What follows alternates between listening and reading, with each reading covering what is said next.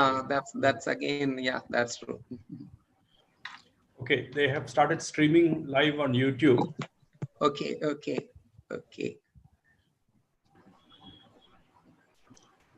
And Dr. Savita, I think we can start. Yes, sir. Yes, sir.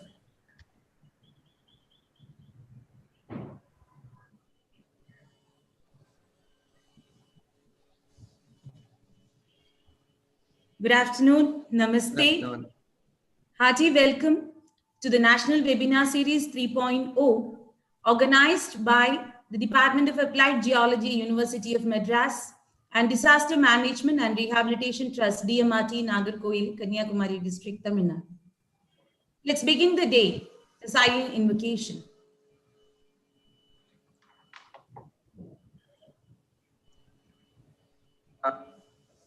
Hearty welcome.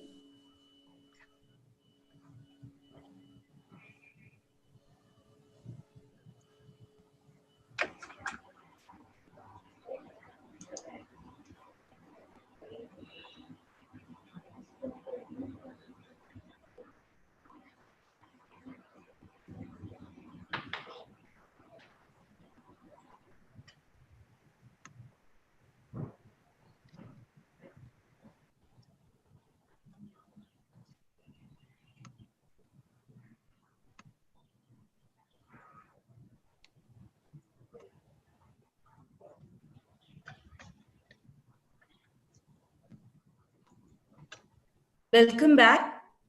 Now to deliver the formal welcome address, let me invite Dr. Claribel Ezekiel, Director of DMRT. Ma'am, please.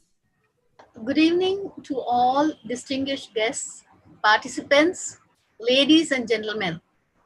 It's a great pleasure for me to have the opportunity to welcome all to the National Webinar Series 3.0, organized by the Department of Applied Geology, University of Madras, and Disaster Management Rehabilitation Trust, Nagarkoil, Kanyakumari District, on the theme Disaster Resilient India 2030.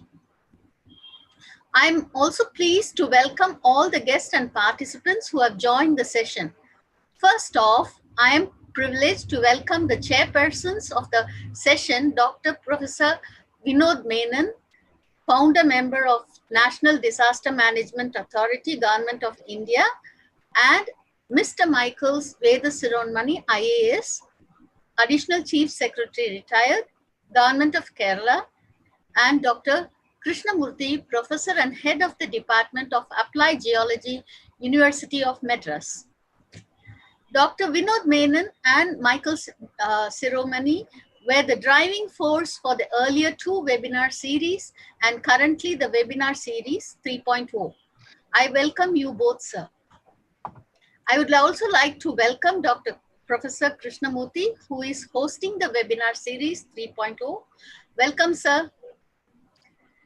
I am delighted to welcome the panelists for the day, Dr. Pradheeps Muthulingam, who is also working as a socio-economic impact assessment expert, regional integrated multi-hazard early warning system for Africa and Asia. Dr. Pradheeps has a rich experience and was working in the areas as a disaster risk management, environment impact assessment, socio-economic impact assessment, disaster risk assessment, disaster risk governance, disaster risk reduction, and climate change adaptation. A hearty welcome to you, Dr. Pradheeps. Mr. Nambirajan, who is the second panelist, who works as a senior manager operations at SELCO India, a well-recognized social enterprise in the world for its path-breaking work in poverty alleviation by providing energy access via sustainable energy in rural areas.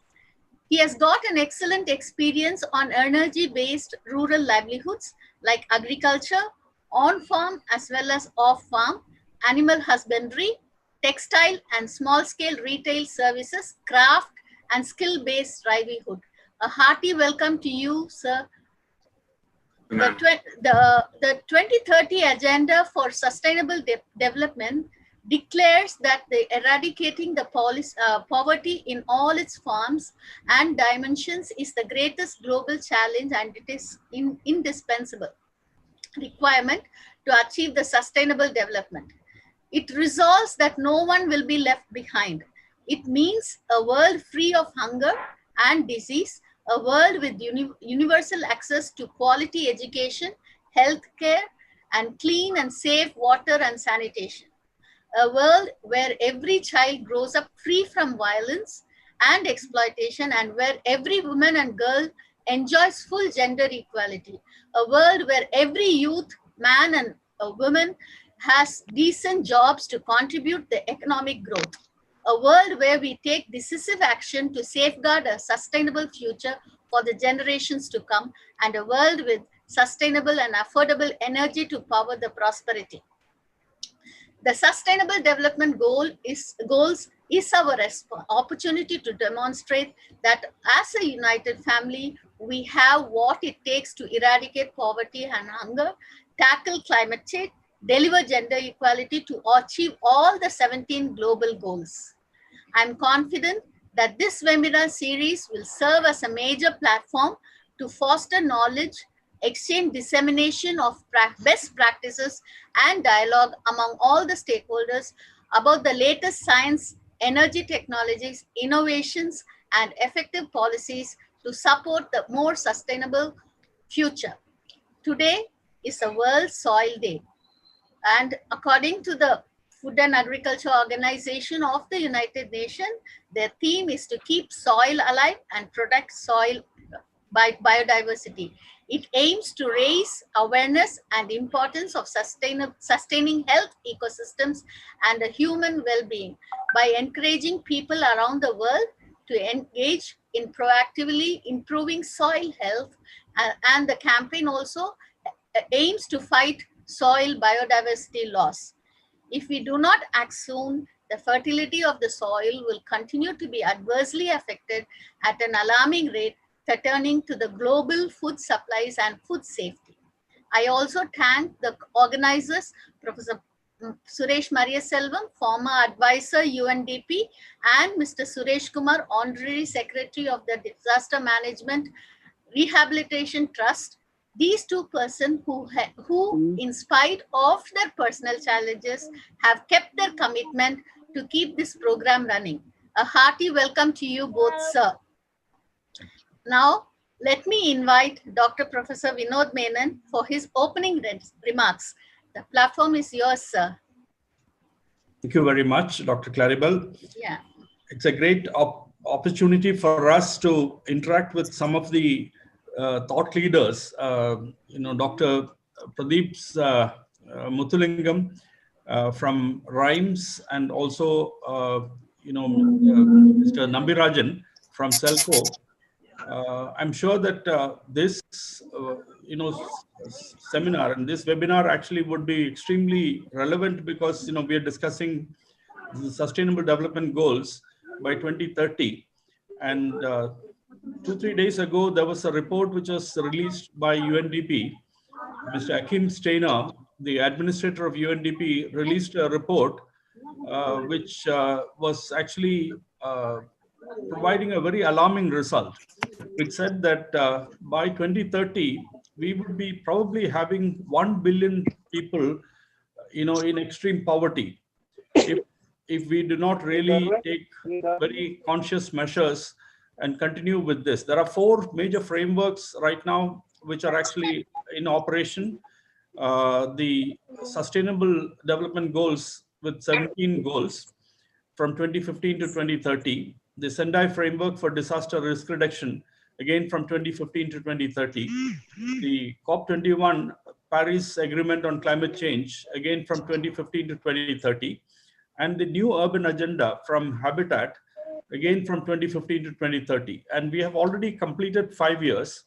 And then suddenly in the 5th year, we were hit by COVID-19, which has affected 218 countries. And a large number of people have been infected. Now, if you really look at the figures, which are actually official figures from the Government of India, it mentions that, more than 92 lakh people have been affected, and we have had 94 lakh people, and then 90 lakh people have recovered, and we have about 4 lakh people currently undergoing treatment in the hospitals. Now, we would actually need to really look at these data with a lot of concern, because we also know that the serosurveillance study from ICMR, which mentions that 74 million people have been probably infected by August 2020 in India. Which means that 7.5, 7.4 crore people have been probably infected. And these number would be 74 million could probably be 200 million by now. We really do not know. And many of these people are recovering also. They are developing the antibodies, but they are also moving around and mixing with the general public. And so the infection is also transmitting. So we need to be very careful about an epidemic which has become a runaway pandemic, and which is affecting 218 countries. And also the economic impact estimated to be about $10 trillion. Mami Mizutori, the Secretary General's special representative and the head of UNDRR, mentions $10 trillion as probably the economic devastation caused by this pandemic.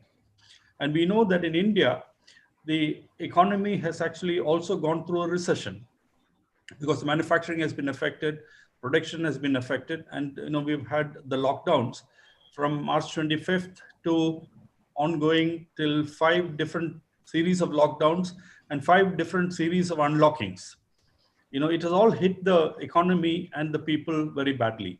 Livelihoods have been affected, lives have been lost, and we're going through that. And so we would like to listen to the inputs from Dr. Pradheep and also from Mr. Nambirajan, discussing Sustainable Development Goals 11, 13, and 7. And 11 and 13 will be discussed by Dr. Pradheep Muthulingam. And we hope that understanding issues related to sustainable cities and sustainable communities, as well as climate action, is important. We're going through climate change, and we know that. So we would like to listen to the distinguished speakers and look forward to their inputs.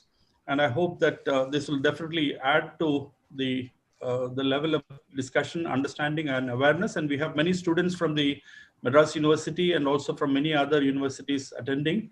And it's also being streamed live on YouTube. And we hope that this will add to the value of understanding and awareness. Thank you very much.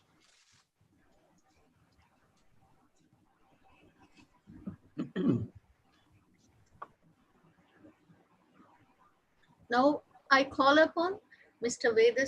Michael Veda Sirumani, IAS, to deliver his opening remarks.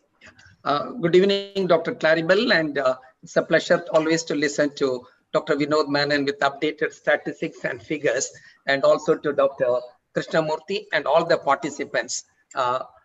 It's always a pleasure. Like Saturday has been something you assign certain time for the disaster mitigation. You try to learn, people bring good knowledge and all. That's something great. Thanks for this initiative of all those who are behind the screen.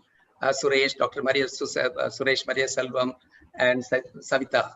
Thank you very much to one and all to create a platform. And also we are lucky to have good number of international experts.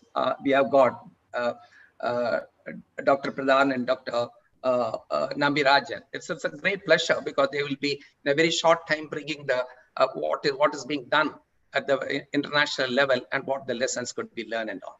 Of course, thanks to Dr. Vinod Menon about the UNDP, I think, reports and the scenario and all. I think that the 3 which we are talking about, the 11, 13, and 7, the sustainable cities and the communities, I think at this point of time, when I am sitting in southern India, Trivandrum, I think what Nivir has been doing it and all, and what impact it has been creating, etc., is very, very widely. I think first time maybe after 43, 50 years, I think the temple, the Kadalur Nadarajan temple is in water. And when I read the report, what it says is somebody has blocked the flow or something like that and all. I always feel disaster is mostly created by human being, and it is our creations, more of anthropogenic. And always I want to say that in the cemetery of a person who died in a disaster, it will be written like this: somebody has failed to do his duty. That's what I died. I'm very clear about it and all. So I think that is very, very evident. Now, regarding the sustainable cities and the communities, I think urbanization is a reality.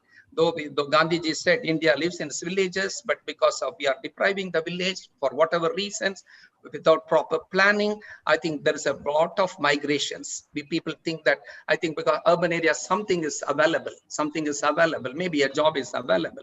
I think that the pathetic scenario by which this migration happens is and all, I think it is something very, very sad. I thought about it. Being from the IAS, I said, if Bihar is sending the laborers to Punjab, why not the Bihar district collector of that particular Gaya district, or talking to Gurdaspur district collector, how much people you want, how much I can organize, what train I should do it and all. Why it cannot be done? Because you are not interested, because your commitment to the poor is not there. If your commitment to your poor man, to which you came into the civil service, you don't want to do it, and no accountability. That's all. I would put it in as simple as terminology like that and all. There's no meaning in pointing out, because the collector as an institution is to look into that. If something bad happens in a district, he is responsible. But now responsibility is something goes up and all, like, because powers are centralized, so responsibility also goes up. Nobody is accountable and all. That's right. Now coming to the sustainable cities, I live in Trivandrum, which is, I think, recently there's a lot of reports and all, lot of awards, good enough and all. It's easy for the politicians to quote it. But if you walk along the road, even today, I think you can see, dumping of the waste. This is not the Kerala which I entered. But today, after 30 years, I see it is a dumping. And people try to watch it with what you call CCTV to catch. Is it what the solution? The solution should be, in each panchayat, do something so that the waste can be converted into something. So why should this man carry it and all, dumping it in the night and all? We also in the KMML, any one of you passed through the KMML, I think Mr. Vinod Mohan is very familiar. We also kept CCTV. This is the disease. We don't come into the cause of this. I said every panchayat, especially in Kerala, which we speak of, I think should set up some sort of appropriate, I think, waste converting systems. We don't do that. I think that, I don't think there's a plan. There is even a big plan about it and all. Now election is going on, just to tell you that. Anyway, I think sustainable. The second thing is about all our cities, including Cochin, I think the 2018-19, Bombay, I think Orissa, I think Hyderabad, any airport, of course, its airport is not as example to be cited for anything great. But I'm saying that even that place is vulnerable to the floods and all. That means, basically, what I understood, what I have learned from this is the drainage, there's a natural drainage, which is always encroached upon or not properly maintained. This is the simple reason people don't do it. You walk along, you go along the highways or you go along the roads. I think the PWD, which is maintains the roads, there's always a pool of cess of water. Is it what we want? It's just what is the planning? A lot of deficits in that, and there's no accountability. I think when that accountability came, I think some of the younger students are doing it and all, hearing, I think, hope. Now the responsibility is on you to take it up and question it and all. I think we are not questioning the collectors, because not to collect collector, I think should be made more accountable. Why, when you will do it, my district, I think roads safe. That sort of question, if you are not going to ask, I think we will silently suffer. Right. Coming to the affordable clean energy, thanks to, I think, the energy part and all, there are certain lot of improvements happened. Certainly, everybody has come into the gas. That's great. But still, I think India, if you look into India's, what you call the bioresources, now for example, I take coconut shell alone, because since I'm living in a coconut country, I think I just wanted to take the coconut shell alone. Where you are converting? Can't we not convert into something better energy? I think what we say, carbon is very much required. I think, but this all burned and wasted and all. So what I'm telling, I think we do have got a lot of resources. We should look into the technology like this. This is more important. Okay, I think Modi Saab can say that we are planning to go to moon and all. Yes, there are a lot many people to be sent out of India to the moon, no doubt about it. But what is the people for whom who are living here? Are you not providing? Are you not concerned about it and all? Even in the Delhi, I think it is a shame to every Indian. I think we should be ashamed of our capital. If your capital, you cannot breathe it, leave alone live. Then where is that at all? Long way to go. I think we have got experts to say, not that I wanted to be negative, but I wanted to tell it what is the scenario and all. Because I think when I started, taking bath in a pond, village pond, today I cannot enter. I'm also equally accountable in that village. This is the scenario. I think it will not be very different in other parts of the country is what I feel it and all. Long way to go. As Indians, I think we should be more responsible and more, I think we should do it something very sensible to make the country a little more better. Thank you very much for this great opportunity. Thank you very much, sir. Now I call upon Dr. Pradheep to deliver his talk. Oh, Dr. Krishnamurthy, sorry. Okay. Dr. Krishnamurthy, I'm sorry. Okay. Dr. Krishnamurthy, now the stage is yours. Ma'am, I think Krishnamurthy sir has not joined us. Okay. Okay, can we go ahead with Dr. Pradeep's talk? Yes. Dr. Pradeep, the stage is yours. Thank you, Claribel. Thank you. Yeah. Good evening, everyone. Actually, it is a honor and humble pleasure to meet everyone on platform like this. I thank the chairpersons, actually, Vinod sir and Sir Michael sir. They are the admirable persons who I have admired when I was studying, and I wanted to do this work as an environmentalist and wanted to join my career in disaster management. It's a pleasure for me to join with you guys. So I am going to talk about the Sustainable Development Goals and how I am going to link it with the disaster risk reduction. So it is very essential, as the chairpersons had mentioned, that we are entering a new new type of scenario that we haven't faced in the past 50 years after the independence in India, as well as across the global. So right now I'll share my screen and I'll start the presentation. Thank you.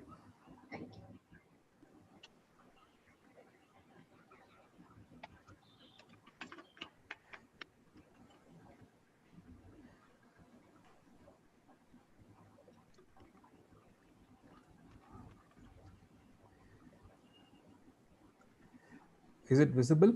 Yeah. Yes. Okay. So what are sustainable development goals? I just wanted to give an intro. Actually, sir had mentioned about how the sustainable development goals had been brought in by the United Nations, and how the different organizations has been put into action to cover up all the targets. So I just wanted to put few introduction about how it had come into the scene. So initially, it is a long process. Actually, I'll start with this killing curve. As a environmentalist, I discuss about this killing curve to wherever I go and present.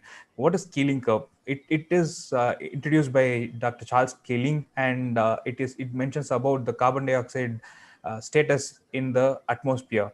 So he had discussed and he had initiated this observation of carbon dioxide emissions across the world countries.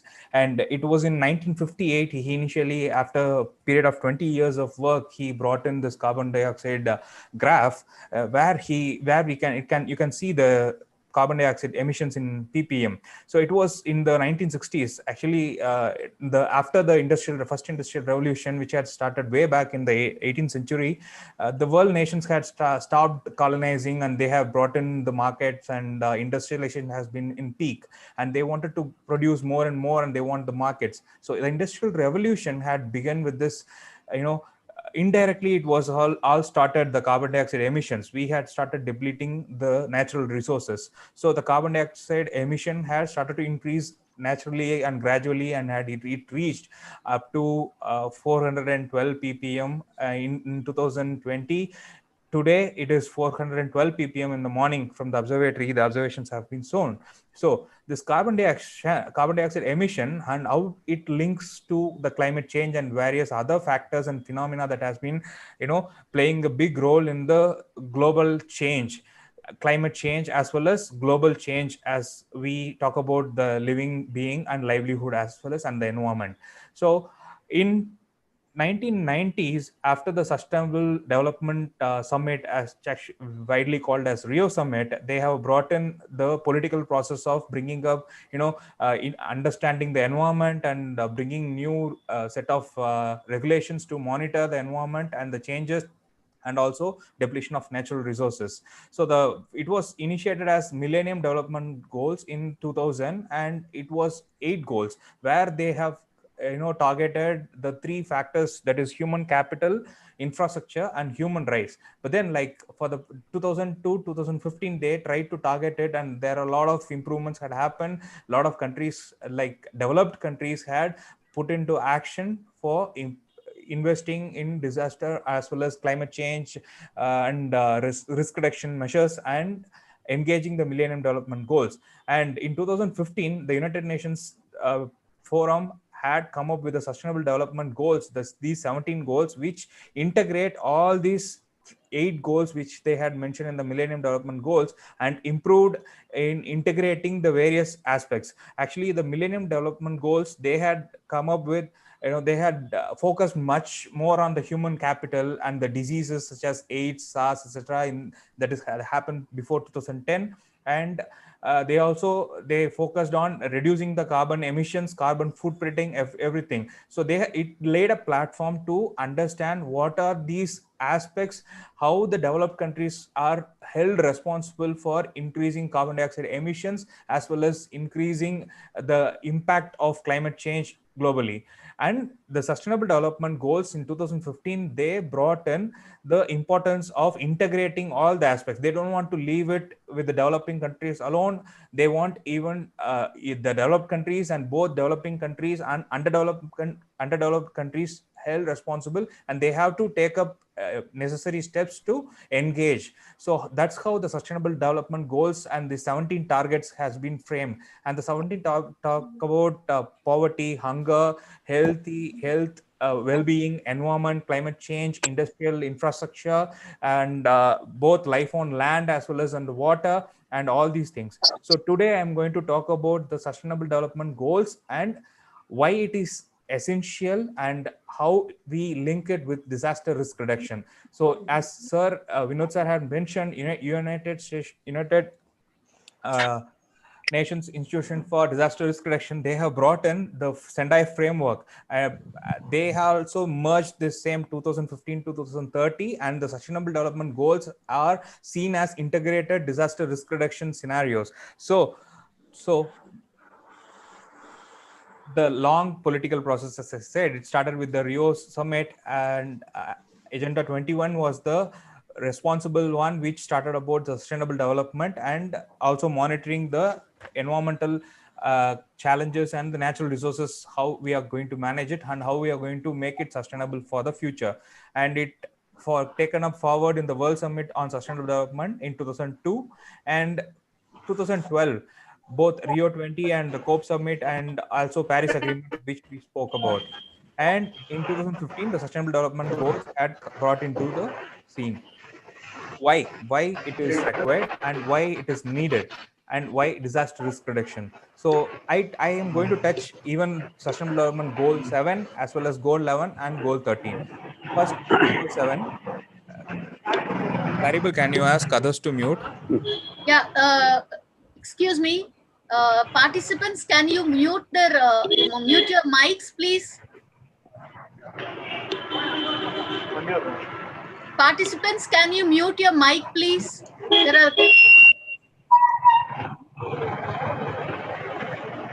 Okay. Sir, can you mute yourself, please?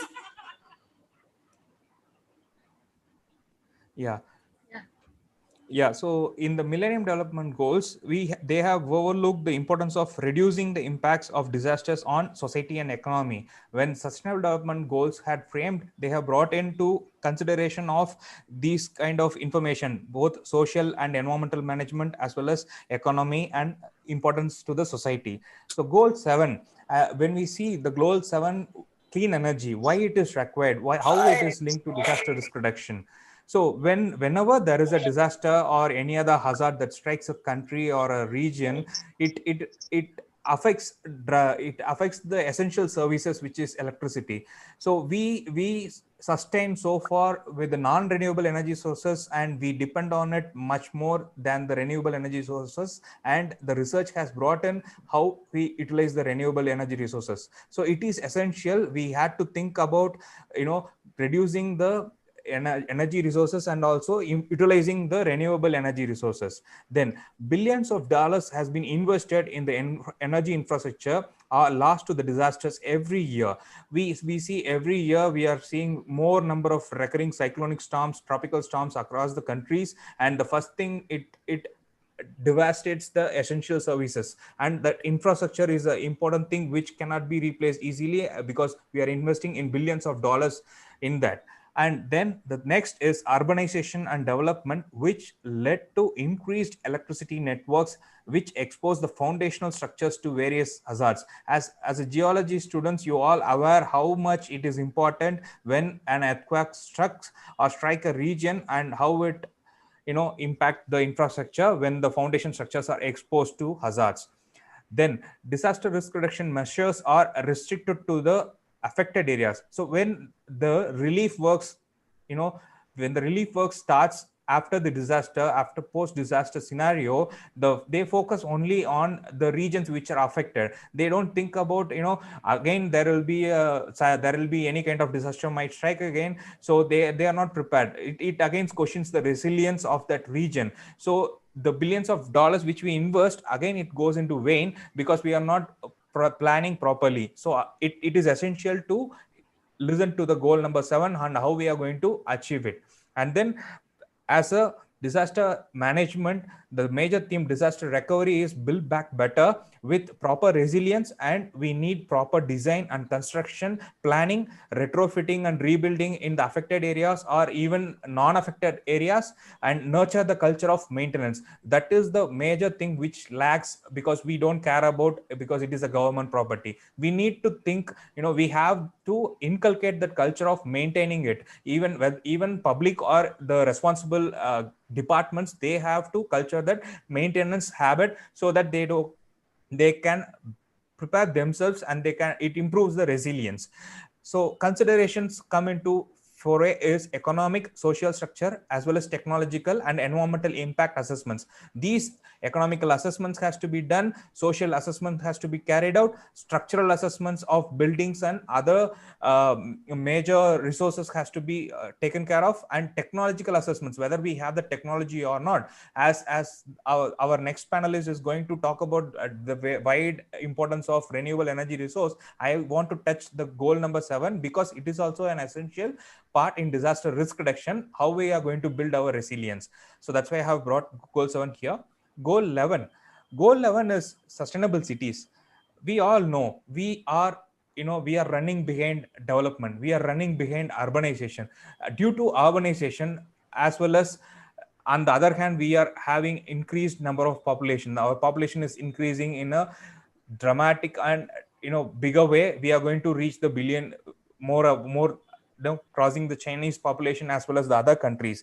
So urbanization is a major factor where we lack the idea or forethinking about planning. So goal number 7, sustainable cities, talks about urbanization, and disaster risk reduction links there itself.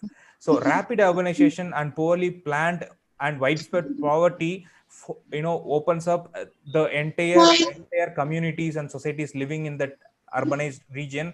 It exposes them, and the risks are higher and much more vulnerable to any kind of disasters. There is high risk exposure. So estimates and the research estimates shows by 2050, our cyclone, the losses occurred in the urbanized areas and mega cities. The cyclones itself and the tropical storms itself, it's going to affect 310 to 680 million people globally. And earthquakes might affect 370 to 870 million people globally. And the sea level erosion, which is a major concern, because more number of mega cities are located in the coastal areas. due to its technical advantage as well as trading advantage. So sea level erosion, it's going to cost a huge sum, that is US dollar, accounts to 35,000 billion. So what are the things that has to be focused when we talk about disaster risk reduction? How we are going to link it with the goal number 11? So existing land use policies, we all aware how existing land use policies. I don't have to give an example because we are seeing it. Even the cyclone of Gaja are the last month and this week, how the land use policies has affected and played a bigger role, because as I sir said, we are creating disasters, it's not happening naturally. We are creating disasters because of our existing land use policies. And again, the land degradation assessments, we don't care about anything. We just there to deplete everything. So that's another thing. We have to have a proper assessments, as I said in the goal number 7, that technological assessments, economic assessments, social assessments, environment impact assessments has to be carried out strictly and carefully to make a plan. So then the disaster risk reduction, it's automatically goes to nil. From goal number 13, climate change, climate action. So the climate change magnifies the disaster risk and cost of disasters. As I already said, the population here, everything is interlinked and we need to integrate them for the disaster risk reduction process. And as I said, the urbanized population is increasing and the population are getting vulnerable because they are exposed much. And the cost of disasters, how much infrastructure we lose electricity lines, we lose telecommunication networks, we lose transportation facilities, we lose railway, airways, everything. We lose the primary economical resources of a country or a state or a region. It affects drastically. And the climate change, as I said, the recurring cyclones, you can see, I want to link here about the ENSO impacts, that is El Nino Southern Oscillation, how the El Nino, La Nina and El Nino neutral impacts has been occurring globally. As a geologist, we all are aware of this phenomena. The recurring cyclonic storms, the recurring climate change and increased carbon dioxide emission, global warming, they put a big question mark whether we are prepared to face it or not. And the climate change is important. Climate change, the understanding climate change and acting according to it, planning according to it, utilizing our technology to bring new things to reduce that disaster in the future. And frequency of tropical storms, as I said, and drought is called as a slow disaster because we don't know whether it is acting or affecting us or not. When we talk about drought, we enter into different phases of droughts. We have hydrological, meteorological, everything. Even socioeconomic droughts are also there. And climate change is again responsible for putting our lives into risk, as well as heat waves, floods, cloudbursts, flash floods, etc.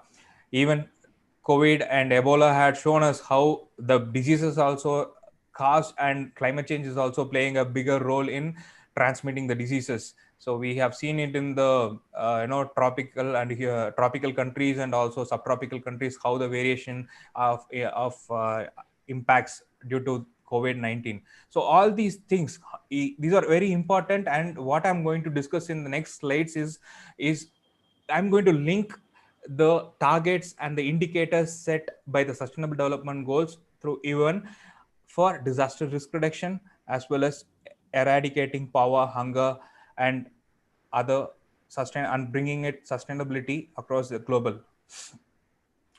So goal number 7, ensure access to affordable, reliable, sustainable, and modern energy for all. As I said, energy resources, we utilize more of non-renewable resources and we don't care about renewable resources. And 1.3 billion people, 1 in 5 globally, still lack access to modern electricity. So that has to be changed.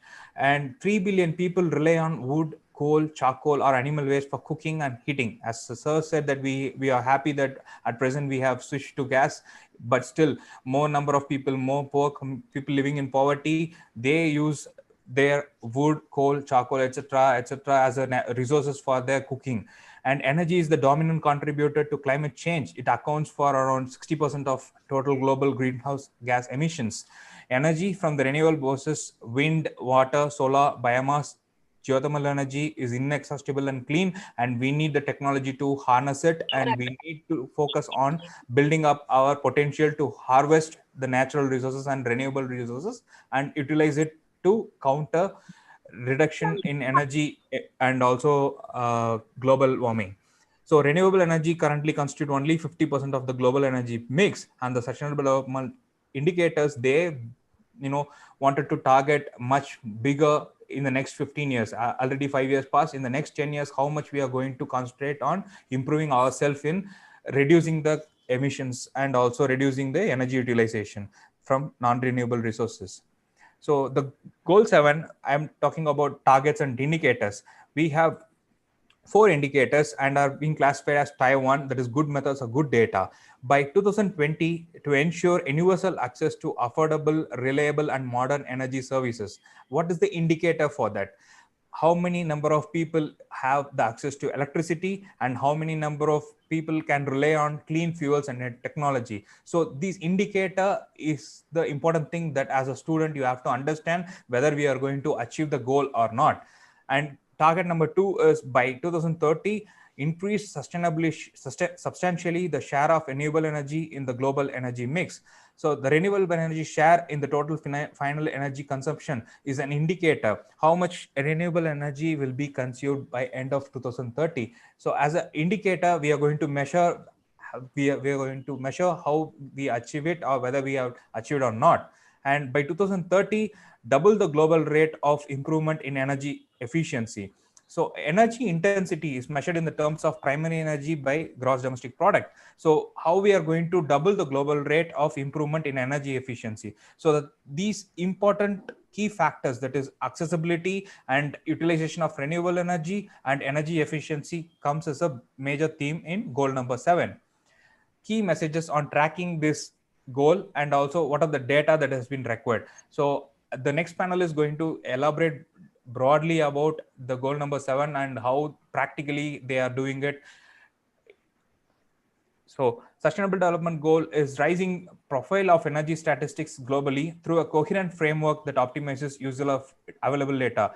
As sustainable development goals had begun, they focused in connecting the networks, because every region, every state, every country has different types of networks, and non-cooperation and uniformity is a bigger question mark. So United Nations had come up in bringing up all these networks into one tier, so they have a coherent framework that can use the available data and accessible to all the data and track the sustainable development progress. It requires a complete data as it that the integrating the different networks across countries will enable us to have a bigger set of data, and we can have a focus on how we are utilizing the energy resources. And it also improves the data on access to renewable resources and efficiency improvement. We can follow the best practice case study, and we can improvise ourselves by following that other models which the other countries have adapted. So it improves the efficiency of the country. At national level, cooperation across institutions, which is essential for working on energy domain and leveraging on existing resources. So the data needs all these information to measure whether we achieve that goal or not. Going to the Sustainable Development Goal 7, you can see 9 out of 10 people worldwide only access to the electricity, and on an average 2.3% less energy was needed to create $1 of economic output every year. And in India, we have to ensure access to affordable, reliable, sustainable, and modern energy for all. But 12.6% of people still lack access to modern electricity. So how we are going to improve it? We have to first provide the electricity infrastructure for them, and then we have to think about the utilization of renewable resources. I would like to share information. As when I worked as a environmental expert with Tamilnadu State Disaster Management Authority, we had the project Coastal Disaster Risk Reduction Project. And in the Coastal Disaster Risk Reduction Project, which is funded by World Bank, one of the component is providing underground cable for the coastal districts which are prone to cyclone and tsunamis. So we have 14 districts in Tamil Nadu, and we selected as first phase, we have brought in the underground cabling, such as districts in Nagapattinam and Kadalur area, which have high vulnerable regions to cyclones and tsunamis. And the work has been initiated in 2016 and almost covered both the districts. And during this both Cyclone Niva and Cyclone Burevi, we have seen the damage to electricity has been reduced to 20 to 30%. So it is again made the communities to resilient, and even the state government had given much importance in adapting new technologies and preparing ourselves, so we can build the resilience to communities as well as in state. And during the cyclone, we have seen that the electricity restoration has been happened within 24 to 30 hours after the cyclone's landfall. So it is an achievement which we proudly claim that we had initiated that process from the World Bank funding.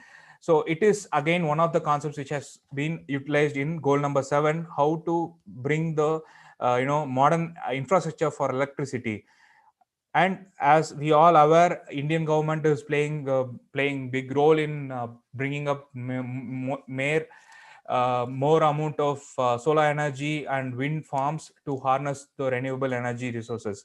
So it is ambitious to set our goal to 2022, at least 175 to 200 gigawatt renewable energy will be produced. Goal number 11, sustainable cities. To make cities and human settlements inclusive, safe, resilient, and sustainable. So we can see globally, more than 4.2 billion people are living in the cities, and is expected to reach 6.5 billion by end of 2030. And 828 million people are living in slums in that urbanized location. 90% of urban expansion will be in the developing world, and 80% economic role of cities is significant for global GDP. In India itself, by end of 2030, there will be 7 mega cities, and the mega cities will exceed the population of more than 10 million. And for sustainable development goal, the goal 11, it is important for creating career and business opportunities, because urbanization creates that, and it is safe and affordable housing is required to manage the developing countries, and we need proper planning. And to build resilient societies and economics, we need this sustainable development goal. So goal 11 focuses on all these aspects in bringing up more infrastructure facilities for urban communities. How we are going to do it? By investing in public transportation system infrastructure, investing in creating more number of green public spaces. I think Professor Suresh might have spoke about Miyawaki forest. You all, I think, aware of it. And improving urban planning and management in participatory and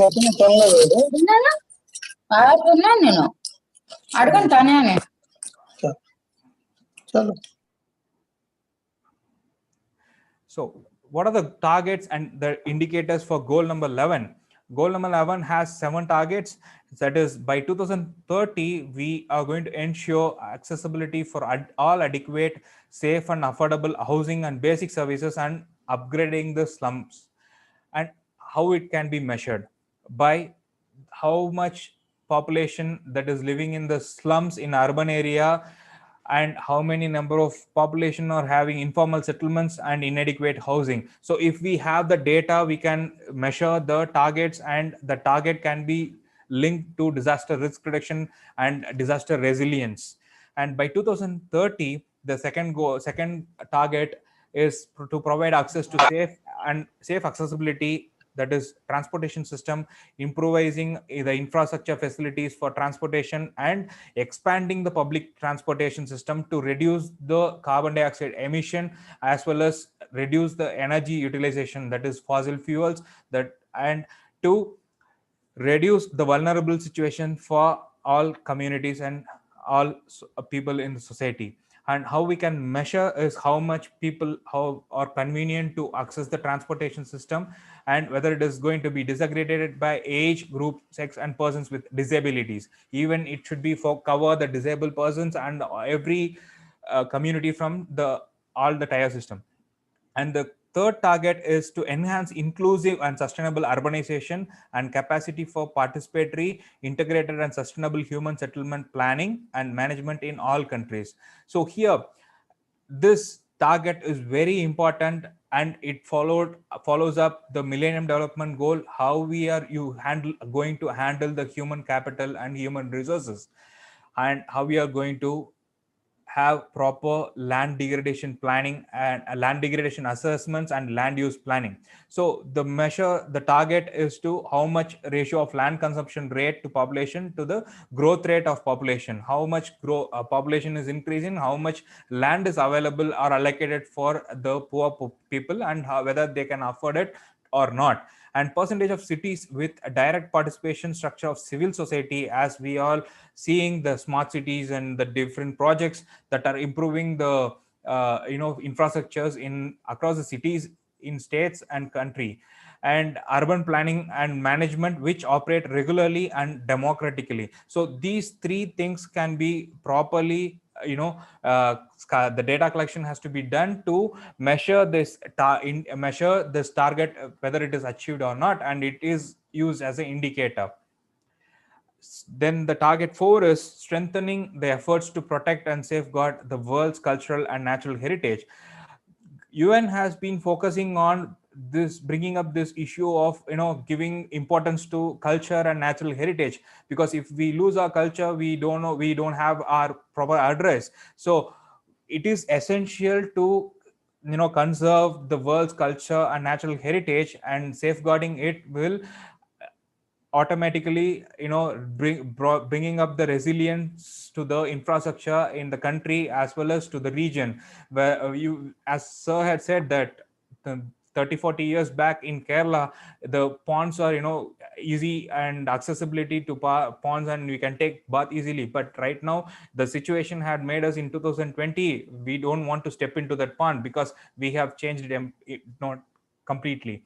We damaged the environment and the damage is already done. We wanted to revive it. How we are going to do it? By properly adapting the goal number 11 to bring up the sustainable planning for cities as well as all the region. And the indicator used to measure this target is total expenditure per capita spent on preservation, protection and conservation of all cultural and natural heritage by type of heritage, whether it is cultural, natural, mixed or World Heritage Center designated. And the level of government which is involved in it, whether it is going to be a regional or national, local or municipal, all they have to come into hand in hand to do it. And type of expenditure, whether it is going to use the operating expenditure and how much the investment had been made, and whether the type of private funding has been brought in through the non-profit sector or any other sponsorship to make the safeguard policy for world cultural and natural heritage in each and every country across global. So this can be used as an indicator whether we achieve it or not, the target number 4. And target number 5 is by 2030 we have to significantly reduce the number of deaths and number of people affected and substantially decrease the direct economic losses relative to global GDP caused by disaster, including the hydrological and water related disasters such as tsunamis or cyclonic storms, with a focus on protecting the poor and people in the vulnerable situation. So we are talking about the sustainable cities, and we talk about urbanized mega cities and increase in population. And increase in population means the exposure is increasing and vulnerability is increasing, the risk is increasing. So we need to think and properly plan the cities and the environment and the land utilization and land use planning, so that the disaster risk reduction can happen automatically in minimizing the number of deaths and minimizing the loss of infrastructure through disasters. And how we are going to measure it? By collecting the data related to number of deaths, missing people after a disaster, and also the people evacuated and relocated post disaster scenario. And secondly, we can also use the direct disaster economic loss, which can be accounted, which can be properly collected and accounted in relation to global GDP as well as states GDP or national GDP, including the disaster damage to critical infrastructure and disruption of basic services. So both services and as well as the infrastructure, we have to have the data how much disaster loss had been occurred, and it can be utilized in building up scenarios where that that scenario, when there is a cyclone or tsunami is going to affect that much, this much amount of disaster loss is going to happen. Such kind of scenarios can be helpful in properly planning as well as risk investment planning for the country as well as the state governments. And target number 6 is by 2030 we need to reduce the adverse per capita environmental impact of cities. As I already mentioned about carbon footprint, we have to think ourselves how much carbon we are emitting, and how, and also hydro credits, and water, how much water we are consuming, and how much solid waste we are producing. So these energy auditing, environmental auditing, are everything are included in the environmental impacts, and per capita impact assessment has to be carried out, and people should be made aware about this information, to pay special attention to air quality and the municipal and other waste management in our locality. And the indicator for measuring the target is to how much percentage of urban solid waste is regularly collected with adequate final discharge with regard to total waste generated by a locality, and also annual level of particulate matter that is present in the atmosphere, which are measured by our pollution control boards, and how much the ppm of particulate matters had been reduced after following proper adaptation of the target number 6. So that can be utilized as an indicator whether we have achieved it or not. And target number 7 discusses about accessibility to safe and green and public transportation, and also public spaces. We talk about public spaces a lot because people have people started to change, people started to utilize public transportation system, and accessibility to roads is a bigger question mark, whether the spaces can be given to cyclists or not. Also green spaces, as I said, a lot of spaces without proper planning, we are exploiting the places in the urban areas, and the open areas which have been left out in the urban locations, that can be converted into mini forest or mini ecosystem. So that can also play a bigger role in improving the disaster resilient in that particular city. So it automatically converts the urbanized city into a sustainability, and also improves the groundwater harvesting, and all these things are come into hand in hand. So how we are going to measure it? By utilizing how much built up area in the cities have been utilized, and how much open space for public use, and how many number of people had been again, this is also a important aspect which I had forgot, that accessibility and also safe. We have seen, we are witnessing a lot of crimes that are related to gender, and that should not be meant to happen. And through the goal number 11, we had to make that important and necessary for even the gender, both men and women, and harassments, and how much it has to reduce. So these things are come holistically brought into consideration through sustainable development goal number 11. And the sharpening tools, United Nations had brought in this UN Habitat had brought in this concept, the City Prosperity Initiative. It is the initiative which can measure the city's performance, and which is going beyond goal number 11 or any other urban sustainable development goals. And other urban issues are in different global frameworks such as Paris Agreement and COP, etc. And the UN Habitat had developed this to measure the prosperity and sustainability of cities. So it is a global initiative which is meant to assist decision makers to design effective policy interventions. It has 6 dimensions, and all these you can see, when you are looking at it, you can envision that what is has to be followed and adapted. Urban governance and legislation, urban planning and designing, urban economy and municipal finance, infrastructure development, social cohesion and equity, urban ecology and environment. All these 6 dimensions are important in the urban prosperity. And urban prosperity, whether we have achieved or not by following the goal number 11, the city prosperity initiative includes in it, and that gives a degree whether it had that particular city had reached its milestone by adapting the goals and all the targets in these 6 dimensions to make the urban area prosper as well as sustainable. Already more than 300 cities around the world joined the CPA. India had to join. And the City Prosperity Initiative, it is a flexible monitoring framework. It takes into account all the contextual needs and particularities of a city in a country. And secondly, it promotes integration in implementing the sustainable urbanization model, as I had said, discussed in the target 7 targets, which are mentioned in goal number 11. And it is an innovative tool which is based on spatial analysis. How geospatial technology is very important and useful in utilizing in measuring this prosperity initiative, as well as land use planning. That it integrates the indicators such as street connectivity, public space, and urban expansion. It gives the whole analytical aspect of that city and show you whether the city has reached its sustainability or not, and that urban area which had followed the targets or not. And as a multi-scale tool, it also supports the decision making from national urban policies. So it is also very, very helpful for the policy planners, the governments, to bring in new regulations and legislation as well as amendments for preparing the whole city or that urban area to achieve the targets mentioned in the goal number 11 and make the city sustainable.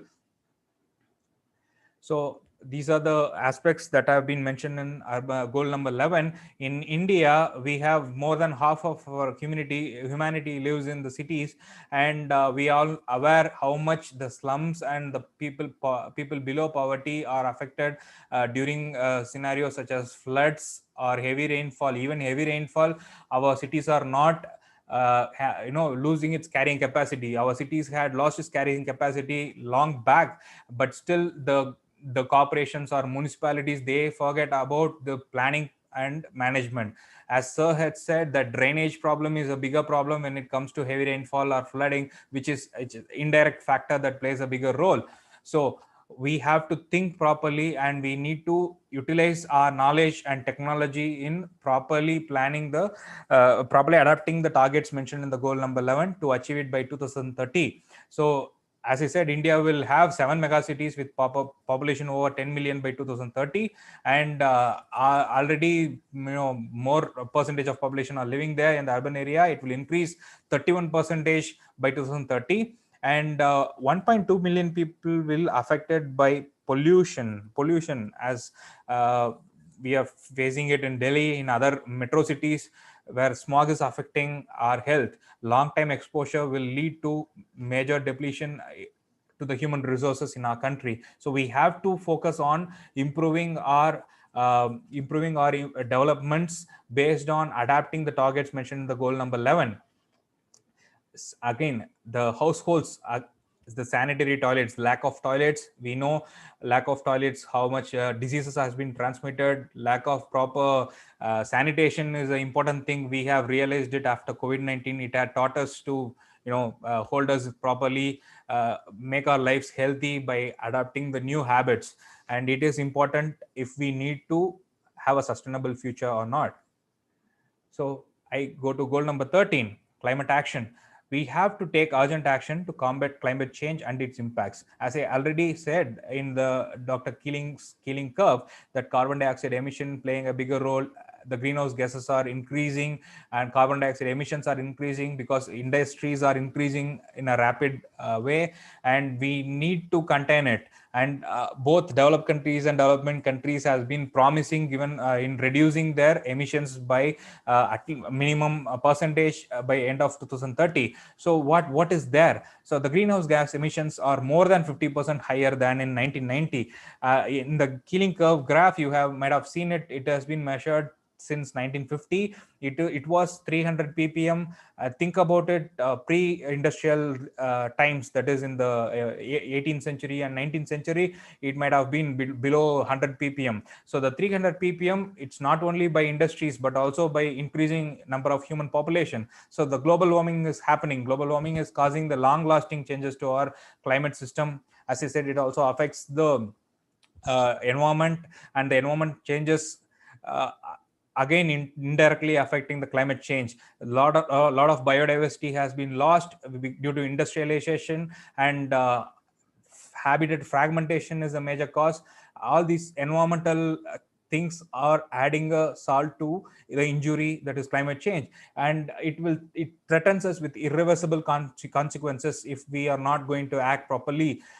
The second is the goal aims to mobilize $100 billion. The target is $100 billion has to be mobilized annually by 2020 to address the needs of developing countries to adapt to climate change and invest in the low carbon development. So we need to rethink about technologies which are available, and we need to plan accordingly. And we have to integrate disaster risk measures, sustainable natural resource management, human security into our national developmental strategies. We are already seeing it, and it is still possible with strong political will and with increased investment and using the existing technology. We can limit the increase of global mean temperature to 2 degrees Celsius. It is again one of the targets set by goal number 13, climate action, to pre-industrial levels, aiming at 1.5 degrees per year, but this requires an urgent and ambitious collective action. So the small boxes shows the facts and figures, that is 1 degree Celsius. As of 2017, the humans are estimated to have caused 1 degree global warming.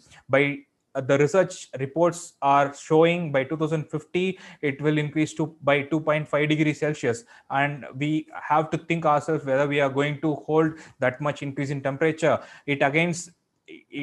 Presently it is causing urban heat island effect. If you are studying about it, you are aware of it, urban heat island effect, how much the heat is increasing in a closed and confined area in the urban locality. And sea levels have risen by about 20 centimeter, and it is projected to rise by 30 to 120 centimeter by 2100. And by 2050, to limit the warming to 1.5 degrees Celsius, the net carbon dioxide emission must drop by 45% between 2010 and 2030. 2020 had already come, and the next 10 years only there. We don't know whether we have achieved that. And 26 trillion, both climate action would trigger at least 26 trillion economic benefits by 2030. If we adapt and plan according to the targets, we can reduce the losses that accounts to 26 trillion by 2030. And energy sector again plays a bigger role here, because energy sector alone will create around 18 million jobs by 2030 if we focus specifically on building sustainable energy developments in our country as well as globally. And climate change, we all aware the Chennai floods and the recent floods. The source of the World Economic Forum has stated that extreme weather is one of the most dangerous threats to the planet, and events like deadly storms, tsunamis, wildfires in California example, floods, heat waves, thunderstorms, infectious disease outbreaks, all these are impacts of climate change. And the climate change is happening and it is keep on increasing. The recurring phenomena is again an important facet of disasters. In disaster risk reduction strategy, we have to think about handling this recurring phenomena of disasters. What are the targets and what are the indicators mentioned in goal number 13? We have to strengthen the resilience and adaptive capacity to climate-related hazards and natural disasters in all countries. It is the target number 1. And the indicator to measure is how many number of countries with national and local disaster risk reduction strategy it is going to play a bigger role, because disaster risk reduction strategy has been brought by all the countries' governments as an important factor, that and also in their planning in everything, in investment or technology or infrastructure development. And how many number of deaths, missing persons, evacuated, relocated per 100,000 people, that data can be utilized. It can be used to measure the target, whether we have achieved or not. The second target is integrating climate change measures into national policies, strategies, and planning. Again, awareness, education, and awareness about climate change, it is an important thing, and hand in hand bringing up new policies and new development plans. So the indicator for that is the number of countries that have communicated the establishment or operationalization of an integrated policy plans, which increases their ability to adapt to adverse impacts of climate change and foster climate resilience. So inculcating the importance of climate change and bringing up the resilience, increasing the resilience of that particular locality can be measured, and that can be utilized as an indicator to know whether we have achieved the target number 2 or not. Target number 3 is again the education, awareness raising, and human and institutional capacity on climate change mitigation, adaptation, impact reduction, and early warning. So as per the disaster management cycle, all the 3 phases are included, and it should be properly educated to the communities.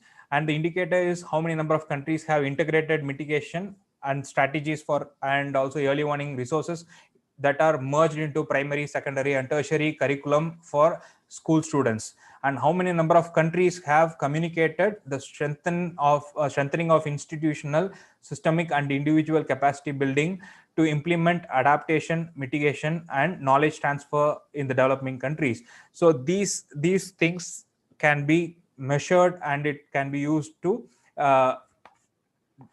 see whether we have achieved it or not. And the final one is implementing the commitment.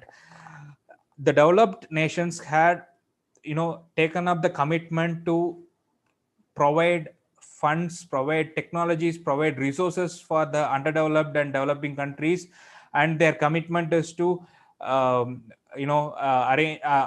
mobilize funds of $100 billion annually by 2020 through Green Climate Fund for its capitalization, and that can be utilized in providing and improving the disaster risk reduction in the developing and underdeveloped countries. And whether it has been carried out or not, that can be utilized as an indicator to achieve the target. Target number 5 is to promote mechanisms for raising capacity for effective climate change related planning and management in the least development countries and small island developing states, example Maldives, including focusing on women, youth, local and marginalized communities. And the indicator is how many number of least developed countries and small island developing states that are receiving the specialized support. Here I want to inform and discuss about our work in regional integrated multi-hazard early warning system, that is RIMES. It is an organization, non-profit organization, works with intergovernments and international organizations, working with more than 50 countries in the Asia Pacific, and these small island developing states has been given consideration, and the technologies of utilizing the early warning system, providing proper disaster information prior to the disaster, and also training and capacity building for the country's national government and departmental people. It has been given by RIMES, and that support can be used, and it is used to measure and see whether the target number 5 has been achieved or not. So here we can see nearly 275 million people are rural and depend on forest as a part of their subsistence and livelihood. And we have only 21% of our land area under forest cover. And India is the third largest greenhouse gas emitter, responsible for 6.9% of global emissions. And we are focusing into reducing it by the end of 2030. And we are committed to reduce it by 33 to 35%. And also afforestation programs being initiated so that 24.1% forest cover can be improvised by the end of 2030, and also adapting green energy solutions that can reduce utilization of fossil fuels, which indirectly reduces the climate change, which indirectly reduces the carbon emissions, and also plays a bigger role in climate action, that is goal number 13. So all these goals, sustainable development goals, are integrated, and all the steps and targets that have been brought in by the United Nations had to be fulfilled by each and every country by the end of 2030, so that they can reduce the climate, the rising temperature by 2 degrees Celsius. So that is what the sustainable development goals had brought in, and the proper planning and proper technological assessments, environmental impact assessments, policy planning, all these things has to be considered by each and every government to adapt the sustainable development goals, so that we can enjoy a sustainable future for our kids as well as the present generation. So with this, I will conclude my presentation. Thank you for your patience. If you have any questions, please ask. Thank you. Hello? Hello? Yes.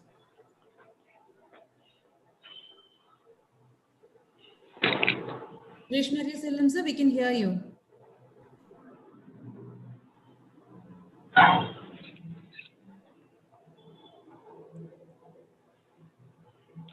Hello? Hello? Yes, sir, we can hear you. Thank you, Dr. Pradheeps. It's a wonderful presentation. I would like to introduce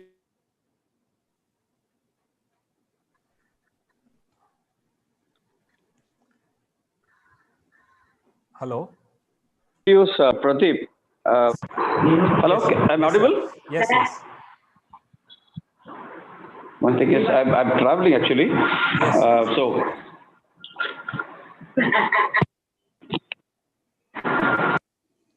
Yeah, one second.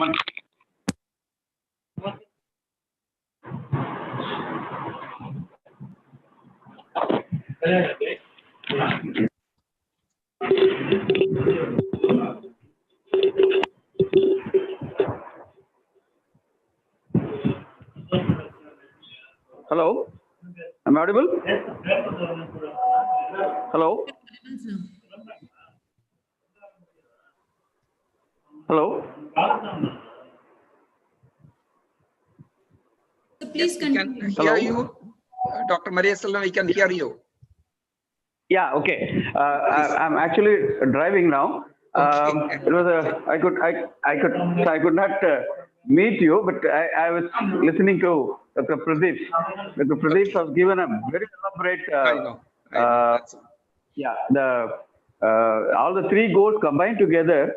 Yeah. Wonderful Presentations. outlook of what is going to happen in future and what kind of preparedness is required, and how much we have to be prepared in taking up new steps in the coming years. And considering Dr. Pradeep being the environmental scientist, he's a PhD from Pondicherry University from environmental science, Okay, and he took over as a faculty with Tata Institute of Social Sciences. He was teaching there. Okay. And then he later came down and he was environmental specialist with Tamilnadu State Disaster Management Authority. Okay. Yeah, and he was a consultant, and now he wants to move to the national level and the global level also.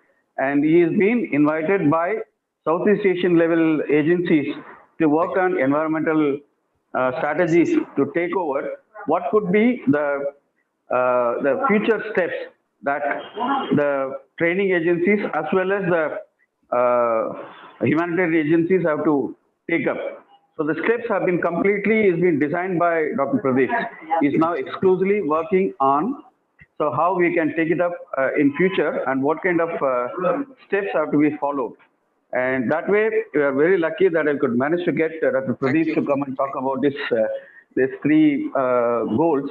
And in continuation, Dr. Claribel will take over and introduce Mr. Nambirajan, who is now practically show how this energy solutions are useful in promoting the livelihood options of today's SDG 7.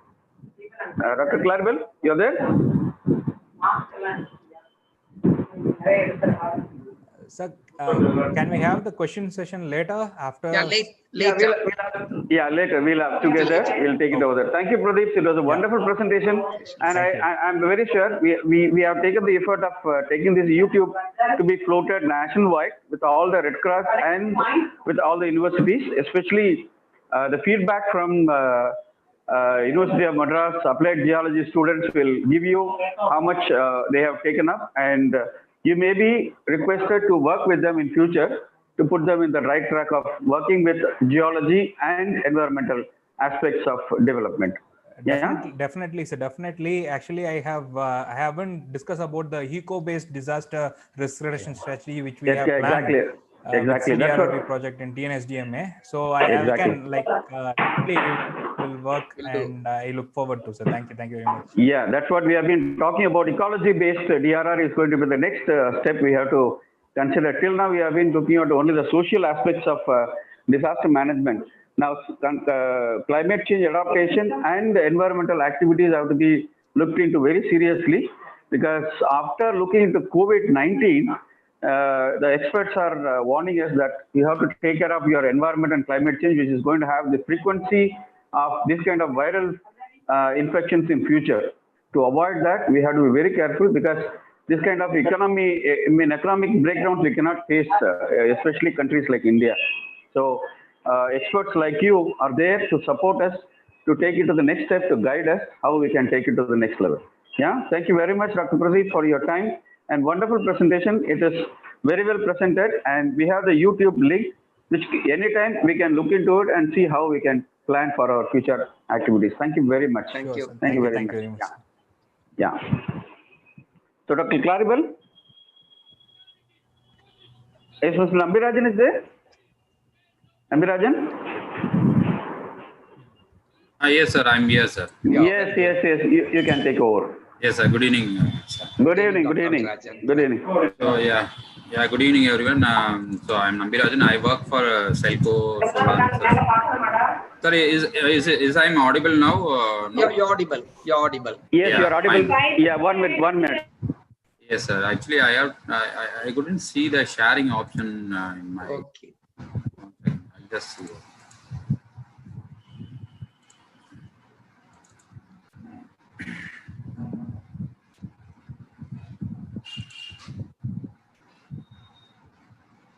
Savitaji, that sharing of screen for Nambirajan. Yeah, I'm just looking on that.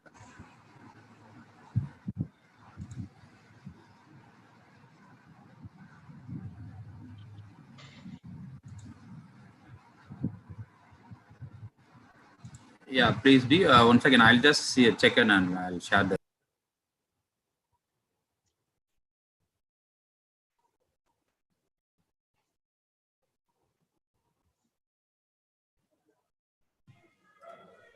Hello, sir. Can you find the share screen option? Because it's enabled for everyone. Still, I'm not getting. There down is below. Yeah. After chat, there will be. Yeah, exactly. Yeah, 1 second. Yeah, I'm just seeing that.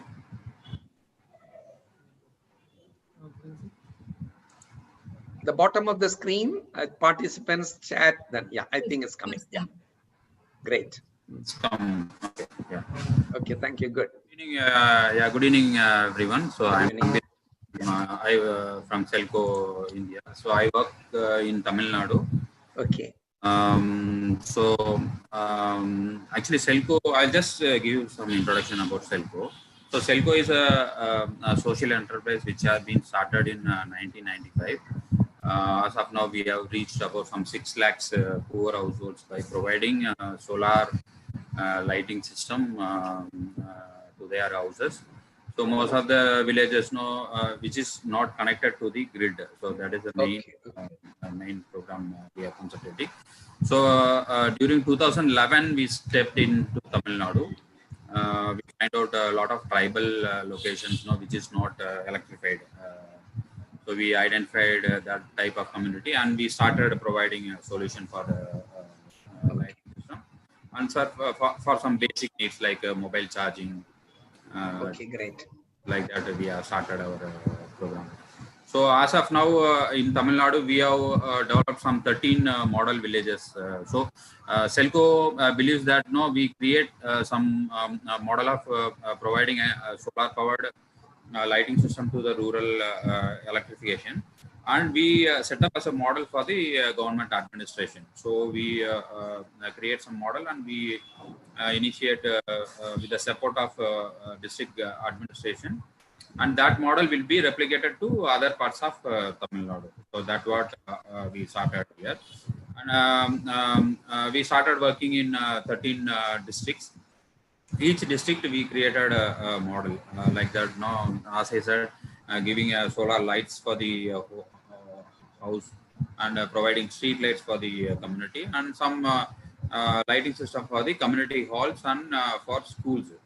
So basically, we focus on lighting system. Apart from that, we are into different levels, like focusing on livelihood solution, education and health sectors also. For livelihood solution, my presentation will be more on our experience. So how we experience in Tamil Nadu by providing the livelihood solution to the rural community.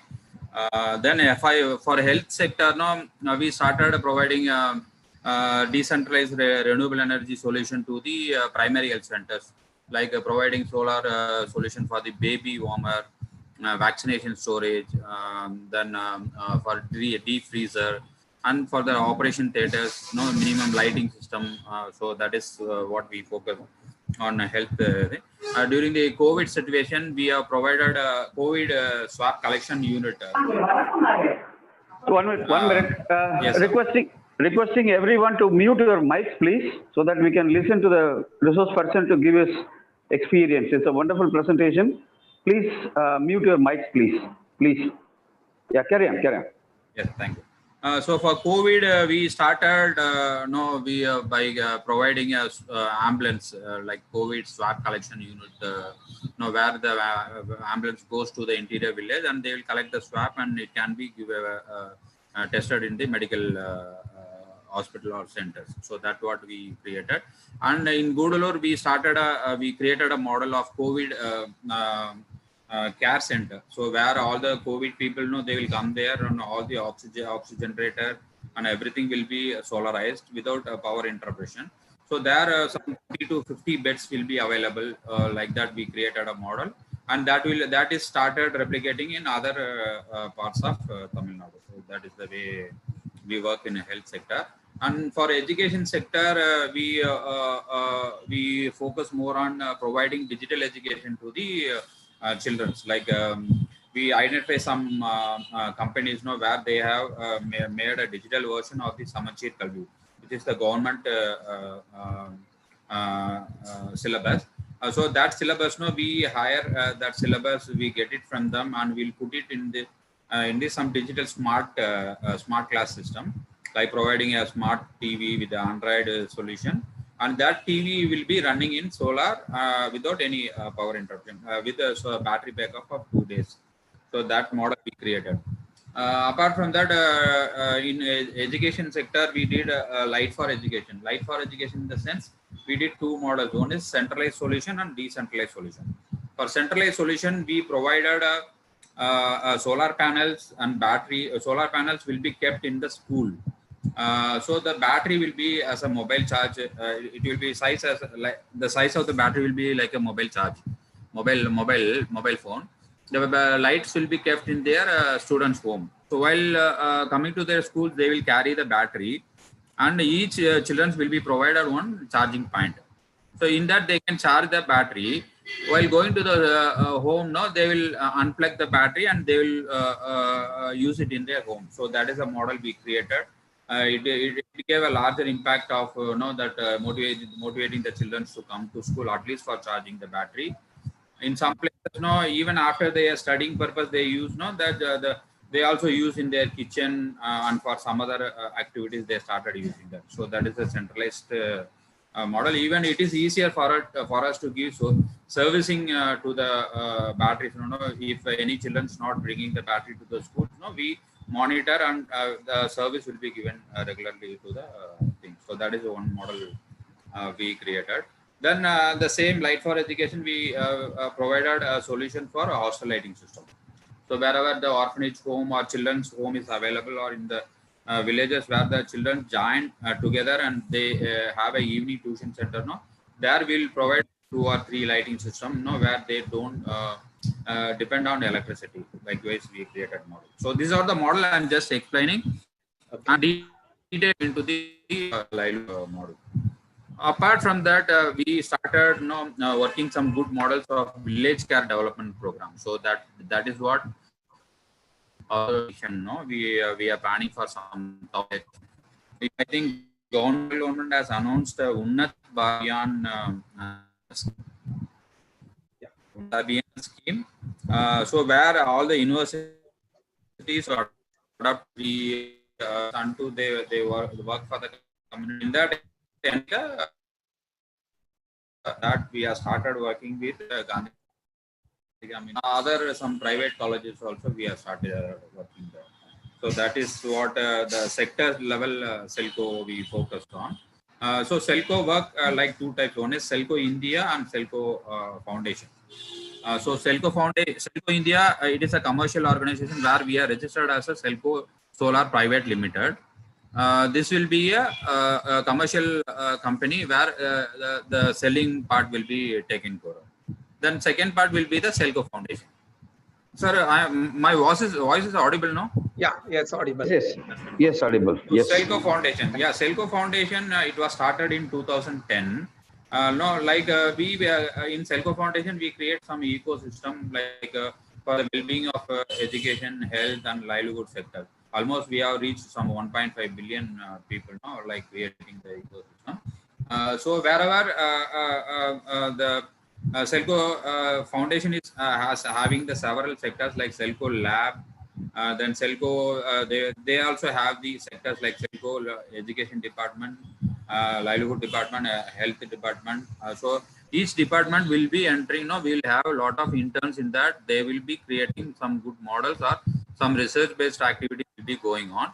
And all the funding parts also will be taken. If there is any gap funding support is required for the community, that will be supported by the foundation. So that also it is being taken care of. So this is a part of SELCO Foundation. So we'll go into the livelihood options. So generally, so as I said, these are some technical things that we can see that. So generally, solar can be mentioned as thermal energy and photovoltaic. So everyone knows that. So it's just for an idea. So I'm in a meeting. I'll call you quickly. Call you. We focus more on DC solar lighting system where the whole components are solar module, charging controller, battery DC load will be. This livelihood solution. This sewing machine plays a major role in the rural community. Hope everyone knows that. Even for the vulnerable people or affected people, they will have one sewing machine. In that sewing machine, all their livelihood activity will be carried out. So in many villages, we find out sewing machine is a major livelihood which supports the women. So we find out that, and we started providing a solar solution. Likewise, we created a 2 type of model. One is providing a solar solution to the existing sewing machine.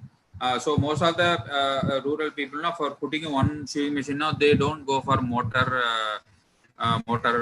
They use it in their leg and some manually they operate it. But if they go for a mechanist model then instead of stitching a 2 or 3 cloths, they can go for further, which can increase their income also. So we started providing solar system for the existing sewing machine. And we created a community model also where self-help group or some rural group people, they come into a place that solar panel will be kept, 5 or 10 machines will be kept there. So altogether they will come and they will use the tailoring machine, and that marketing activity will also be supported by the SELCO Foundation. So that type of activity is created in a lot of villages, and this has been replicated by government departments also. So that is one kind of model we created for sewing machine. Like solar powered, so this is a good model which we created recently after COVID, no, for the transgender community. So we find out a lot of transgenders, they are involved in sexual activities and some begging. So that is a major livelihood here which they focus. But few transgender, they really want to come out there, no, because no, they want some social recognition, no, so they want to create some livelihood. For that, we identified that community and we started this unit for them. Even for the getting recognition, we also involve the local women also. So not only the transgender and the local women also involved. They started a program called Girls Trends, like that. Here all the people, they will come. They started stitching the mask, and that is supported by Swasti, one of the organization who have been working with the transgender community. For them, so SELCO has provided the tailoring machine and solar part. So it is a very good model which is started replicating in all over Tamil Nadu. The same way we are now trying to give a new model like a trans kitchen, where few 10 to 15 transgender people, they are joined together. They have started a catering services. In their catering service, they have rented out the building. In that solar run all the equipments like mixie, grinder, and some energy efficient stove also we have provided. So that will be run by solar, and for that SELCO will be also supporting the energy efficient program as well as the marketing part. So we created an app for the specifically for this trans community. And that is, we also created some brochures that has been distributed to them. They are getting a lot of activity. That is one of the good model we have started. So this is a model now, like sewing machine which we have already installed in which is in Karnataka. So this is one of the good model. This model have been taken as a model by the government department, and that is replicated to larger communities. So we also provide a financial and business model, because in general, even I have seen some questions. Solar is costlier, no? So most of the people, how they are going to get it? So we create a business model and financial model. We create that proposal, and that proposal will be submitted to the banker. So we create as a bankable proposal, and in that SELCO Foundation is also contributing some margin money. So if the total cost of the system, in that some 20 to 30% is contributed by SELCO as a margin money. So the customer also, they also having have some down payment, and the balance money will be carried as a bank loan for minimum 12 months or 36 months or 60 months. We are converting. So after that, the whole system will be owned by the community. In their income, they can easily pay the EMI. So that is a structure we have created for this model. So DC refrigerator, usually it is used for the milking products. Then most of the rural shops, you can see that they use cool drinks, and all the flour packets also kept in that. So all the perishable things, they can also store it in the DC freezer. So that will be provided with the support of banking loan. So in that, the customer can have a 20 to 30% of margin money. The balance money will be converted as a financial model. Minimum 36 months or 60 months they can be converted. So likewise, now we have created a cash flow. Now how this model will support them. For that, how they can the income will be increased. In that, no, they can also have the repayment structure. So this is a cash flow that we have created. So this is one of the model of Dittur. Then in rural, we find out now most of the in each and every house minimum 10 to 20 Xerox they are using. Most of the people started taking a passport size photo for some government purpose or some private thing.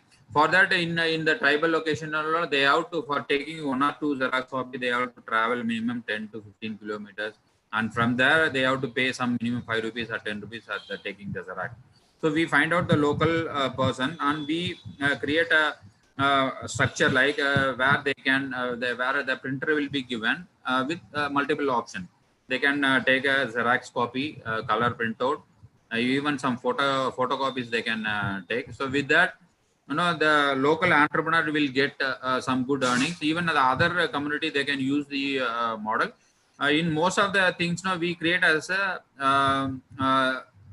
where they can download all the internet facilities like farming activity, agriculture activity. Now everything can be accessed in that center.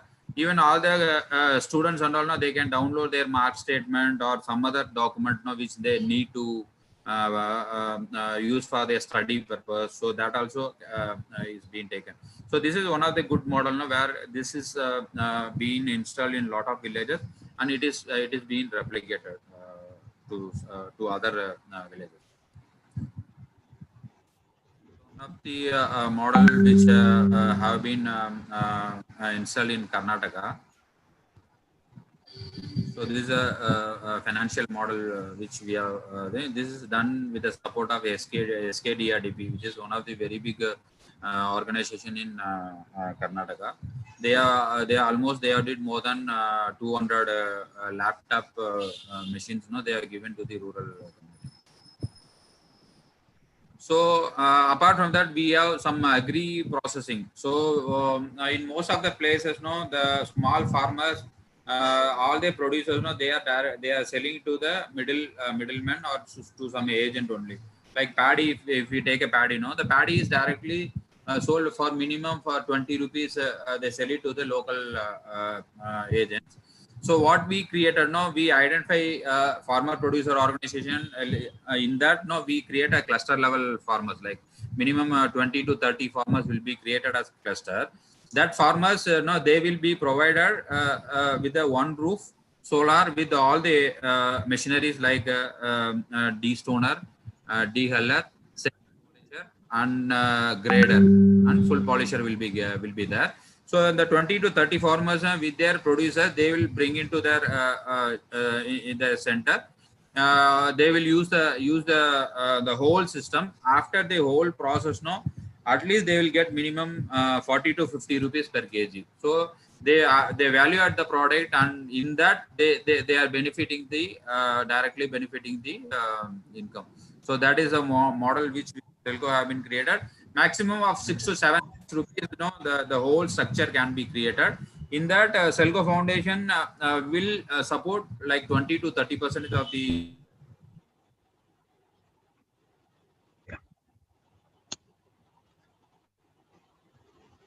available with that department with them. After that, the balance money will be divided as a EMI for the farmer producer company. So this is a model which is created for paddy as well as for the millet growers. So for that, the whole machinery part we'll be sharing in the next slide. So the flour mill we are giving this. These also include the pulverizer. So these are all the machine which is operated, which the local people they can easily operate, and it can be it is fully run in solar. They no need to depend on electricity. Even if they put the electrical connected machinery, then they have to get the connection of commercial electricity. But for this program, they no need to depend on electricity. This can be an individual system which runs in solar. floor pulverizer also we have created a business plan. So this business plan will be submitted by the farmer producer organization to the bank, and the bank, they will get the subsidy from the district industrial center or Khadi villages industrial center. Minimum 25 to maximum 35% subsidy is available. The balance money will be converted as EMI for the community. So this is overall the floor mill business plan. So for solar powered spice grinding also we are providing. Spice grinding, they can use it for pepper grinding, chili grinding, then turmeric, then all the other like spices also they can grind it. Even they can also pack. SELCO is also supporting for packing and for going for brand building. So SELCO has SELCO Foundation has other department where they can also support for brand building and for brochures and some other activities also they are supporting. So that is so then millet, as I said, millet processing has the grader, destoner, dehuller, all the machineries, which can come under one roof, and that will support the whole system minimum 4 to 5 hours per day. With the 2 days of autonomy, all the systems also will be provided with battery backup. So, like we are also supporting for the food processing and snack marketing in India. So that also we have several products like chips making is provided. In that, all the machineries will be identified by SELCO. The energy efficient machines will be identified SELCO, and for that energy efficient machine, we will be converting into DC or AC. That will be provided with a minimum solar support of 4 to 6 hours per day, and that will be did as a pilot in one place. And with that pilot, once the pilot is successful, that will be as a replication product, and it can be sold by SELCO India. So that is the whole structure which SELCO is doing. So this is a reason for high demand of growth of savory snacks. Like these are all the research which we did before testing out the project, like atta kneading. So technology available. So these are the various technology which is available. Almost we have identified some more than 65 projects for rural based livelihood that can be used for the individual or for the business purpose. They can use it. So variety of atta mixed, the time taken to mix the atta. So all the parameters and all the workings that has already been studied with the support of foundation team, and it is started replicating. So this is a puppet making machine we are having, and puppet making machine. So everything, we will have the machinery and we'll have the business plan, and which is as I submitted to the local banks for financing. Then snack making different model units. So this is a financial model.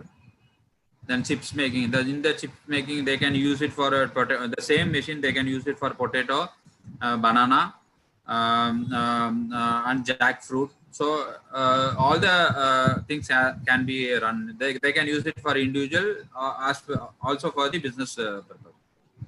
So this is a few of the model. I just want to list it out. For agri processing unit, as I said, solar powered mini rice mill, which has the cleaner, integrated huller, then grader will be provided. This will be run in one row. And for millet processing, mini millet mill will be there, destoner will be there, huller and grader will be there. And we are also focused more on dairy value chain. Dairy value chain, we'll provide a whole shed for the milking, like solar powered chaff cutter will be provided, solar powered DC freezer where they can store the milk, that also will be provided. Solar powered milking machine. So milking machine, they don't depend on a person for milking the animals. If any new entrepreneur comes into this sector, they can easily use this machinery. Minimum 7 minutes they can use it, milking the animal. Then solar power butter churner. If they don't want to sell the milk, they can value add the product. They can create butter in this. So for that butter churner will be. Even we have identified the koa making machine. So the koa, they can value add and they can increase their income. So that chiller is available. If a community level people is they are coming, they can put a milking chiller also, which is a capacity of 1,000 liters. And then we are also providing milk testing and weighing machine. The whole structure will be provided, and that will be introduced under NABARD DETS Dairy Entrepreneur Development Scheme, which will be provided subsidy for minimum 25 to 35% to different community. So this is one of the whole structure which SELCO has created. So then we are into cotton value chain. So usually cotton, there is no connection between the cotton farmers and the fabricator, because that is a very big market. But here we create a small structure where minimum 100 farmers can come together and they can do the whole process up to the weaving structure there. Like we are providing cotton plucking machine, cotton picker, they can use it, and that ginning machine will be provided. Then solar powered chakra will be provided. Then green looms is there. Solar powered yarn winding machine is there. Solar powered bee winding and wrapping machine is there. And then silk reeling also we are providing. So apart from some solar power tailoring machine also we provided. The whole value chain we take it to the we are in testing out in Madurai near Karyapati. So some cotton farmers we have identified which they want to focus on native cotton crop. So like this model is testing out in Madurai and Theni district of Tamilnadu. So apart from that, we have solar Marachaki oil. Marachaki oil in the sense, the people they want to go for traditional oil system. So in that, they can get all the oil in one machinery. They can do that. And then solar power spice grinder, as I said, chili, turmeric, pepper, everything it can be powder, and it can be packed and sold by the group of people. Then solar power tamarind process we have started. This support the de-hulling and de-seeding process that also is provided. So some of the case studies, this is one of the entrepreneur in Chennai. She is from the transgender. She is telling the tea during the COVID time. So we want to provide some new models. So that we have come up with this model. This is fully running in solar. So where she can take this auto, it is user friendly. She can drive it and take it anywhere. They can stop and they can sell the teas and snacks everywhere. They don't need to go for a shop or shop rent. That can be reduced. So this is a mobile unit which SELCO have been designed even after the COVID. So this is now the testing has been completed. So it is in the implementation process. The whole financial model and then digital marketing is supported by SELCO. So this is a brochure which SELCO has designed for the particular entrepreneur. Likewise, we have several entrepreneur models which SELCO have been created, and it is implemented here in Tamil Nadu as well as in Karnataka. So these brochures have been designed by the SELCO Foundation team. So this transgender, she will be distributing this pamphlets, and she is also doing some online marketing also done. So this is a petty shop. So where SELCO has after the COVID, that SELCO has created this structure. So which is done by the build environment team of SELCO. As I said, SELCO has several departments. In that, SELCO build environment is a team where they come up with the new models of low cost construction model. So this petty shop like old, you can see the new one. This is developed by SELCO. All the equipments and everything that will be run in solar. In that, some specific funds will be provided by SELCO Foundation, and balance will be created as a financial model for the community. So with their income, they can take for their expenses, and some portion they can pay as a EMI. So this is a puncture shop where you can see the before and after. This is a build environment model which we have created, and we have started replicating the same model to even in Karnataka and Tamil Nadu. Yeah. So as of now, after the COVID, SELCO really wants to support the poor community. We are taking some micro business, so which the people they want to. Even after COVID, lot of business have been closed. So for that, now we want to create a good model. Even if they want to want a financial support, or if they want to create a structure of the, or they want to have the solar powered machineries or anything, minimum 20 to 2 lakhs rupees support will be provided by the SELCO Foundation. So that is a new program which we have started after COVID. Yeah, this is what my presentation. So the model which I have shared with you, we have created a lot of models. Now, as I said, no, we are in the progress of developing village care development program, where we will focus more on livelihood, health, education in the whole village. That village will be created as a model, and the model can be replicated to the any part of Tamil Nadu or anywhere. So this is a whole work of SELCO. So I think just this is a local experience that we have shared it with you. Any other question? We can go further. Thank you so much, Nambirajan sir. It was a more than expected. It was a wonderful presentation. Of course, we are very sorry that we cannot give more time because of time constraint. You are limited, but the agricultural, the motor pumps and solar pumps, and those are the things, areas that will need a lot of time. But anyway, Yes, your brochure has been shared with all the participants. It's been yes, sent sir. to everyone. But it Yes, was a sir. wonderful presentation. The feedback will be given by Michael sir is here. He is a senior most officer. He knows the importance of Pradheep's presentation, and your presentation is one of the finest presentations we have come across the whole 3.0, I mean 3 series. And thank you very much for your time. And we are very, very grateful to you for a elaborate and beautiful livelihood linked solar applications. Till now, we have been listening about it. We could see that, and how much you have put your efforts and your mind into developing such wonderful models. So thank you Yes, very sir. much for the beautiful presentation. Thank you very much. Thank you for the opportunity given, sir. No. It is. We must be thankful to you for giving your time for us, and taking you to the actual development, because now we are in the move of connecting universities with that kind of resources, where every university is supposed to adopt 2 villages, and they are Yes, looking forward how to take it forward. These kind of linkages will definitely help each one to take it further. Thank you very much. Thank you absolutely. very Yes, sir. much. Thank you so much. Thank you. Thank you, Dr. Claribel. Yeah. Baba. Dr. Savita, Dr. Savita.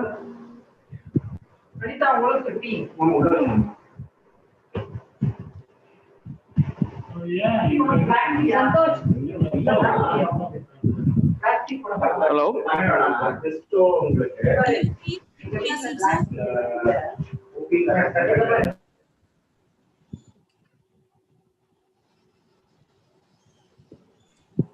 So we had 2 wonderful sessions, and moving on to the Q&A session, we had a question on solar energy.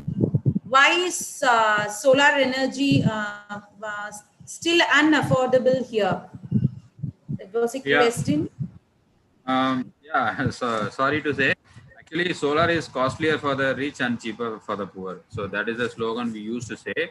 Why means for the people we living in city, we use a lot of energy. Like even by sitting in one room, we switch on even 4 lights and 1 fan. But for the rural community, if we go there where there is no electricity, they light up the lamp and they use that.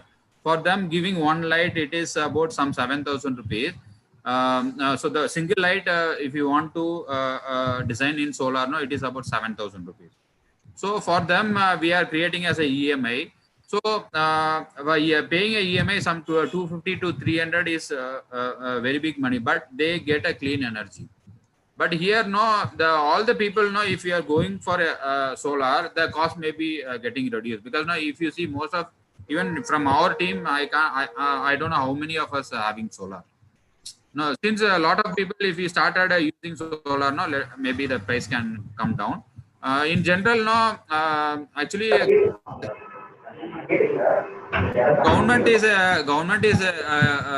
getting this electricity for electricity. They are paying outside, and they are giving for subsidized cost to us. But solar energy, we investing for our own creation. So for that, we have to invest. It is a long-term investment. So that is what it is higher. So to my knowledge, I don't know whether I'm.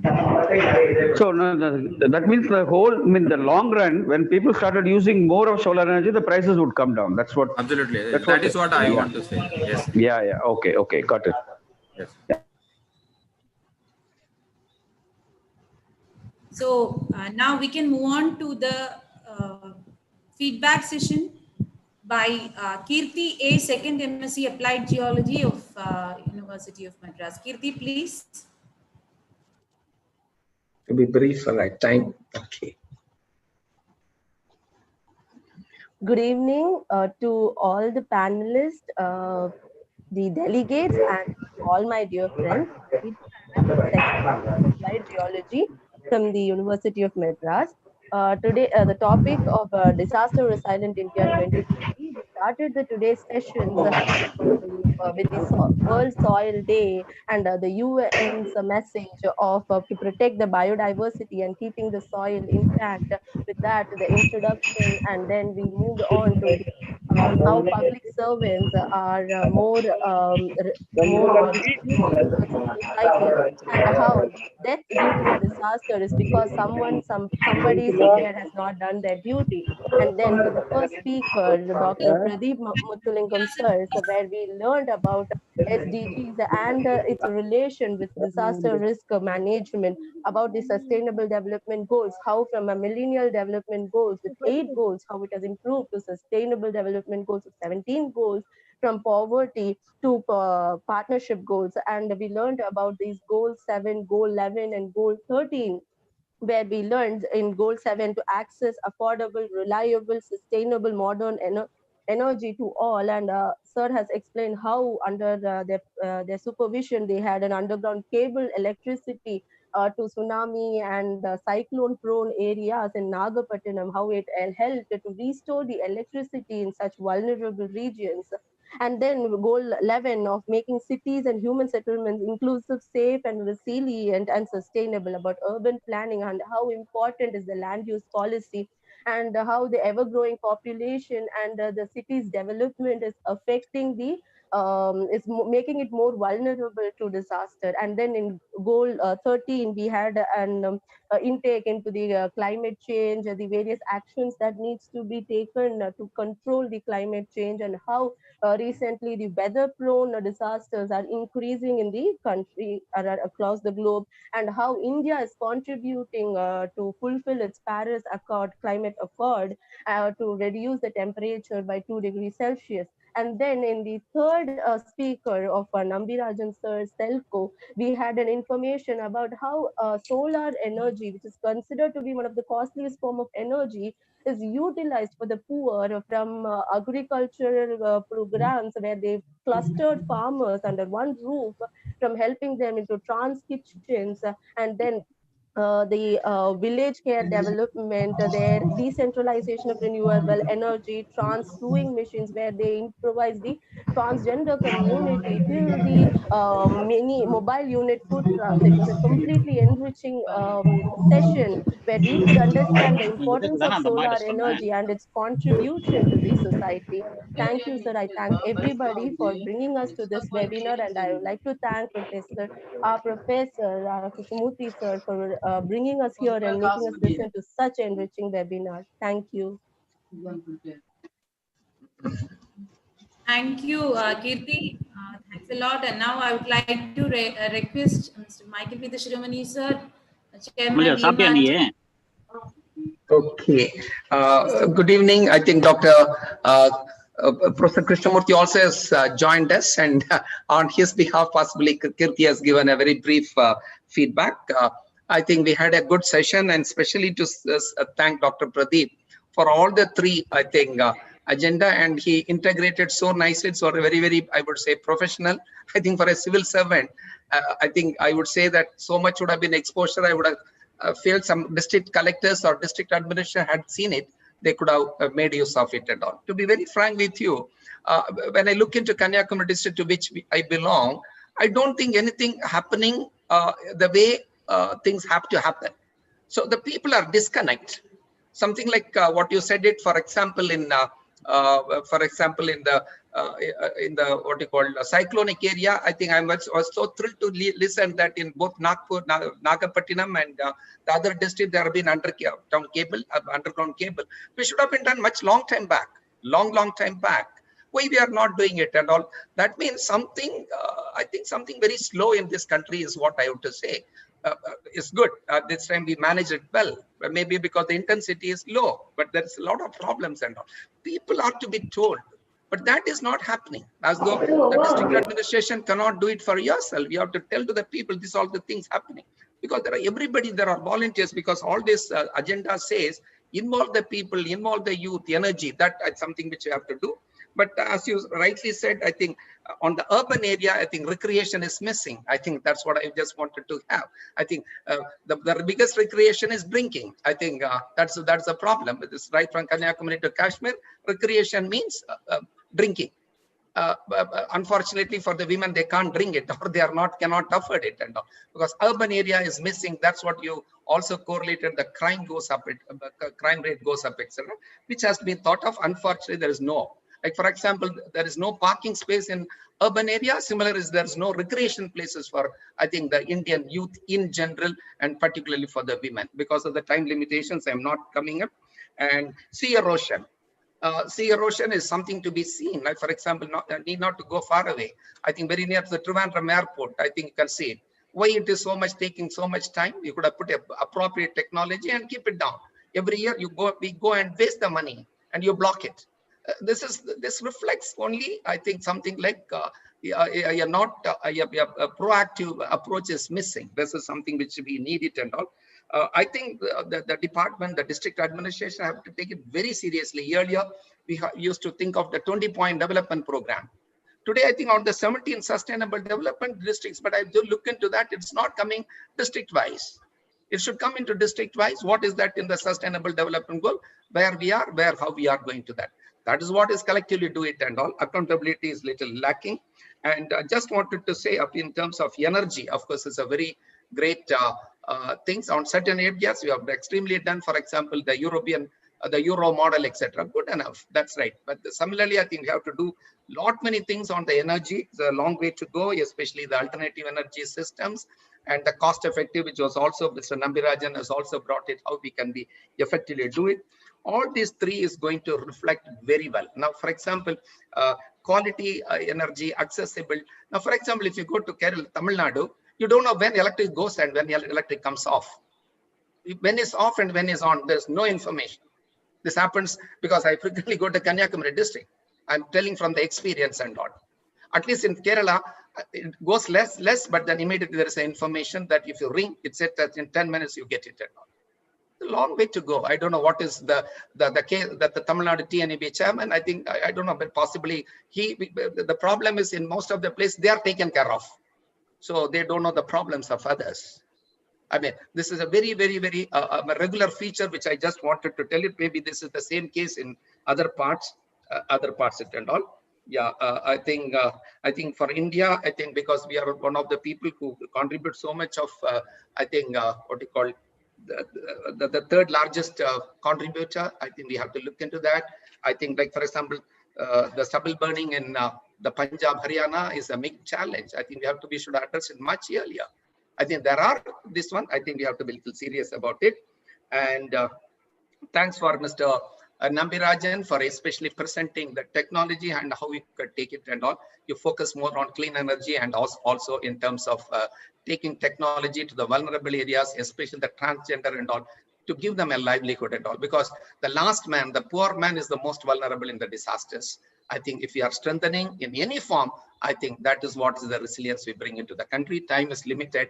I think so. I would thank you especially for Dr. Pradheep for an excellent presentations, and thanks for your, international exposure, and also to, I think we are really very educative, and I think I'm sure the participants, especially the students, would have been really enlightened. And thanks to Mr. Nambirajan for the practical way of, I think, how you can do it in your country, or do it in the rural areas, because that is what we think it. Thanks for all the participants.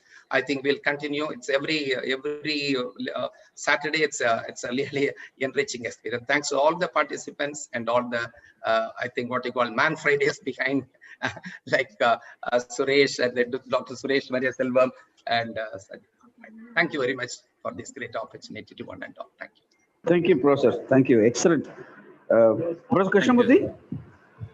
Yes, I am here, but I joined only in the last part. But anyhow, I enjoyed the session, and the students also given a very good feedback. And I especially thank Michael sir, and then Mr. Suresh Kumar and Dr. Savita for arranging all these things. And you are the person behind getting the resource person. There is no doubt.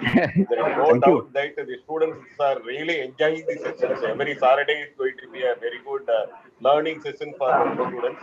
So that is the most important thing. Let us get some questions, and whatever may be from the students, participants, we'll share with the resource person. Thank you very much. Thank you, Professor. Thank you, Professor. Pradheep is very much interested in working with the students, being a senior environmental. Yeah, senior environment. Another important thing is just this forenoon around 4 o'clock only taken charge as director UGC Human Resource Development Center. So it's earlier called. Oh, excellent. Now I can definitely we'll be conducting series of training program and the orientation program, reference course for the college faculty.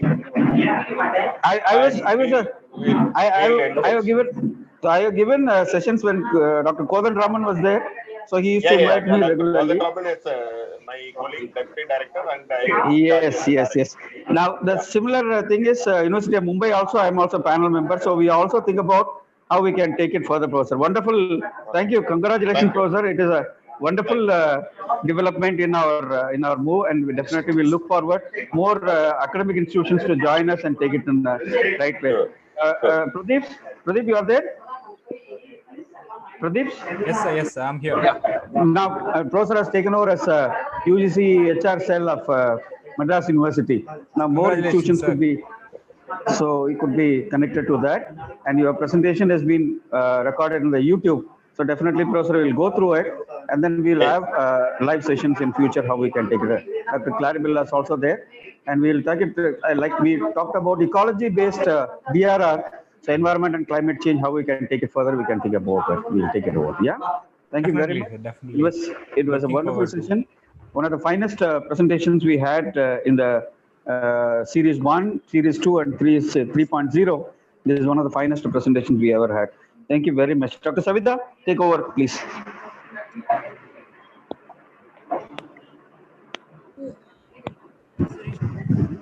So here we are towards the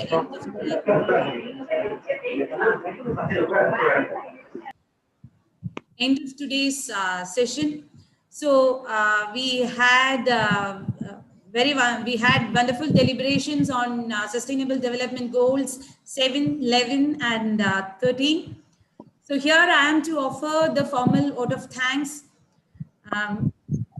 We are truly indebted to our session chairs, Professor N. Vinod Chandra Menon, the founder member of NDMA, Government of India, and Sri Michael Vedi Shiromani sir, former additional Chief Secretary, retired, and Chairman of DMRT, and Dr. R. Krishnamurthy, Professor and Head, Department of Applied Geology, University of Madras.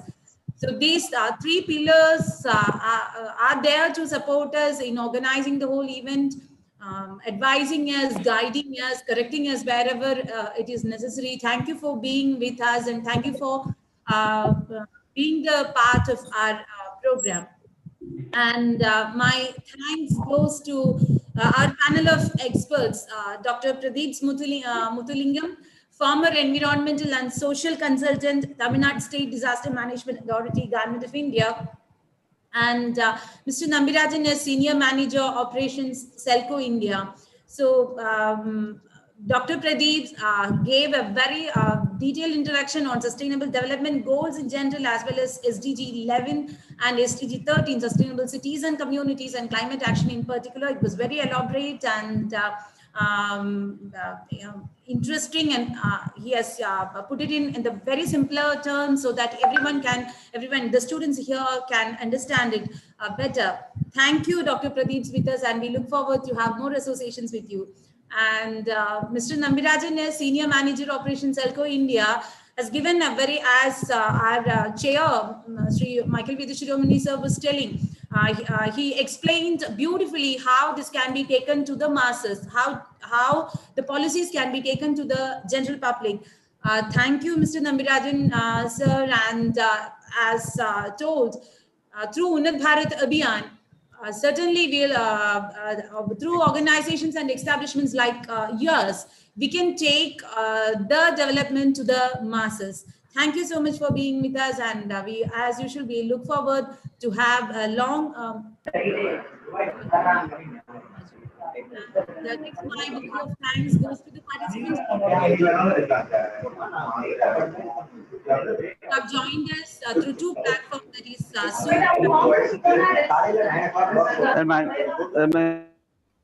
Zoom and YouTube.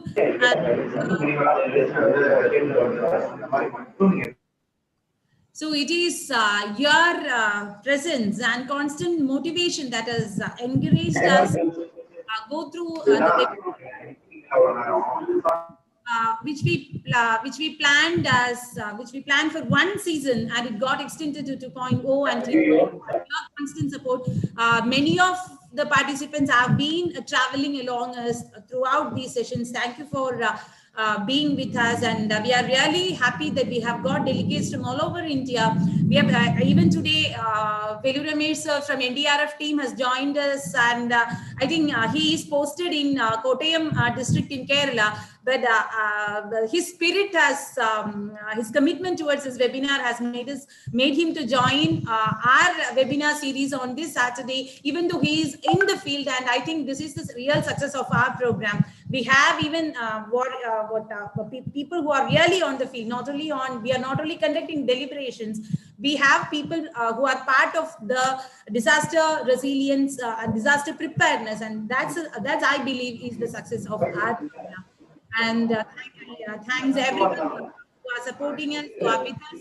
And as told, our organizing secretaries, Professor Maria Selvam and Mr. Suresh Kumar sir, they are here as living examples, commitment to the work they have undertaken. Come what may in their personal life, they are always make it particular that this webinar series on without any interruption.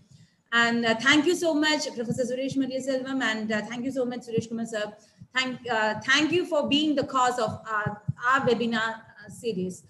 And if I have left out anyone, Claribel ma'am has joined us. She is also the patron of our webinar series. Thank you, ma'am, for joining us and anchoring this program. As we all know, Dr. Claribel is along with us from the National Webinar Series 3.0, even though because of her busy schedule, even though she may not be here in the screen, her support has been there with us throughout. Thank you so much. So I'm just crossing Melur. I'm crossing Melur. It's heavily raining, but somehow the voice is breaking. But I could sense that I'm sitting all with all of you. Thank you. So it is. I'm driving, and I could listen every one of you talking, but I could not see any one of you. But thank you, Claribel, for coming to my rescue. I was so helpless, and you came to my rescue, and thank you very much. Thank you, Michael sir. Thank you. Thank you. Thanks Nenin sir. Thank you, Krishnamurthy sir, for all the things. Yeah, thank you so much. Thank you. Wonderful. It's raining heavily over here, and I think the signal will break off now. Thank you. Thank you very much. Thank you. Thank you, Savita. Yeah. meeting again next Saturday, same time, 4 to 6. Thank you, everyone. Hope you all have filled in feedback form. Thanks a lot. See you all again. Thank you very much. Thank you, everyone. Bye. Thank you so much. Thanks one and all. Right. Geology, signing off for the time being. See you all. Thank you, Pradeep. Thank you, Nambirajan sir, for all your efforts and participation. Thank you very much. Sir.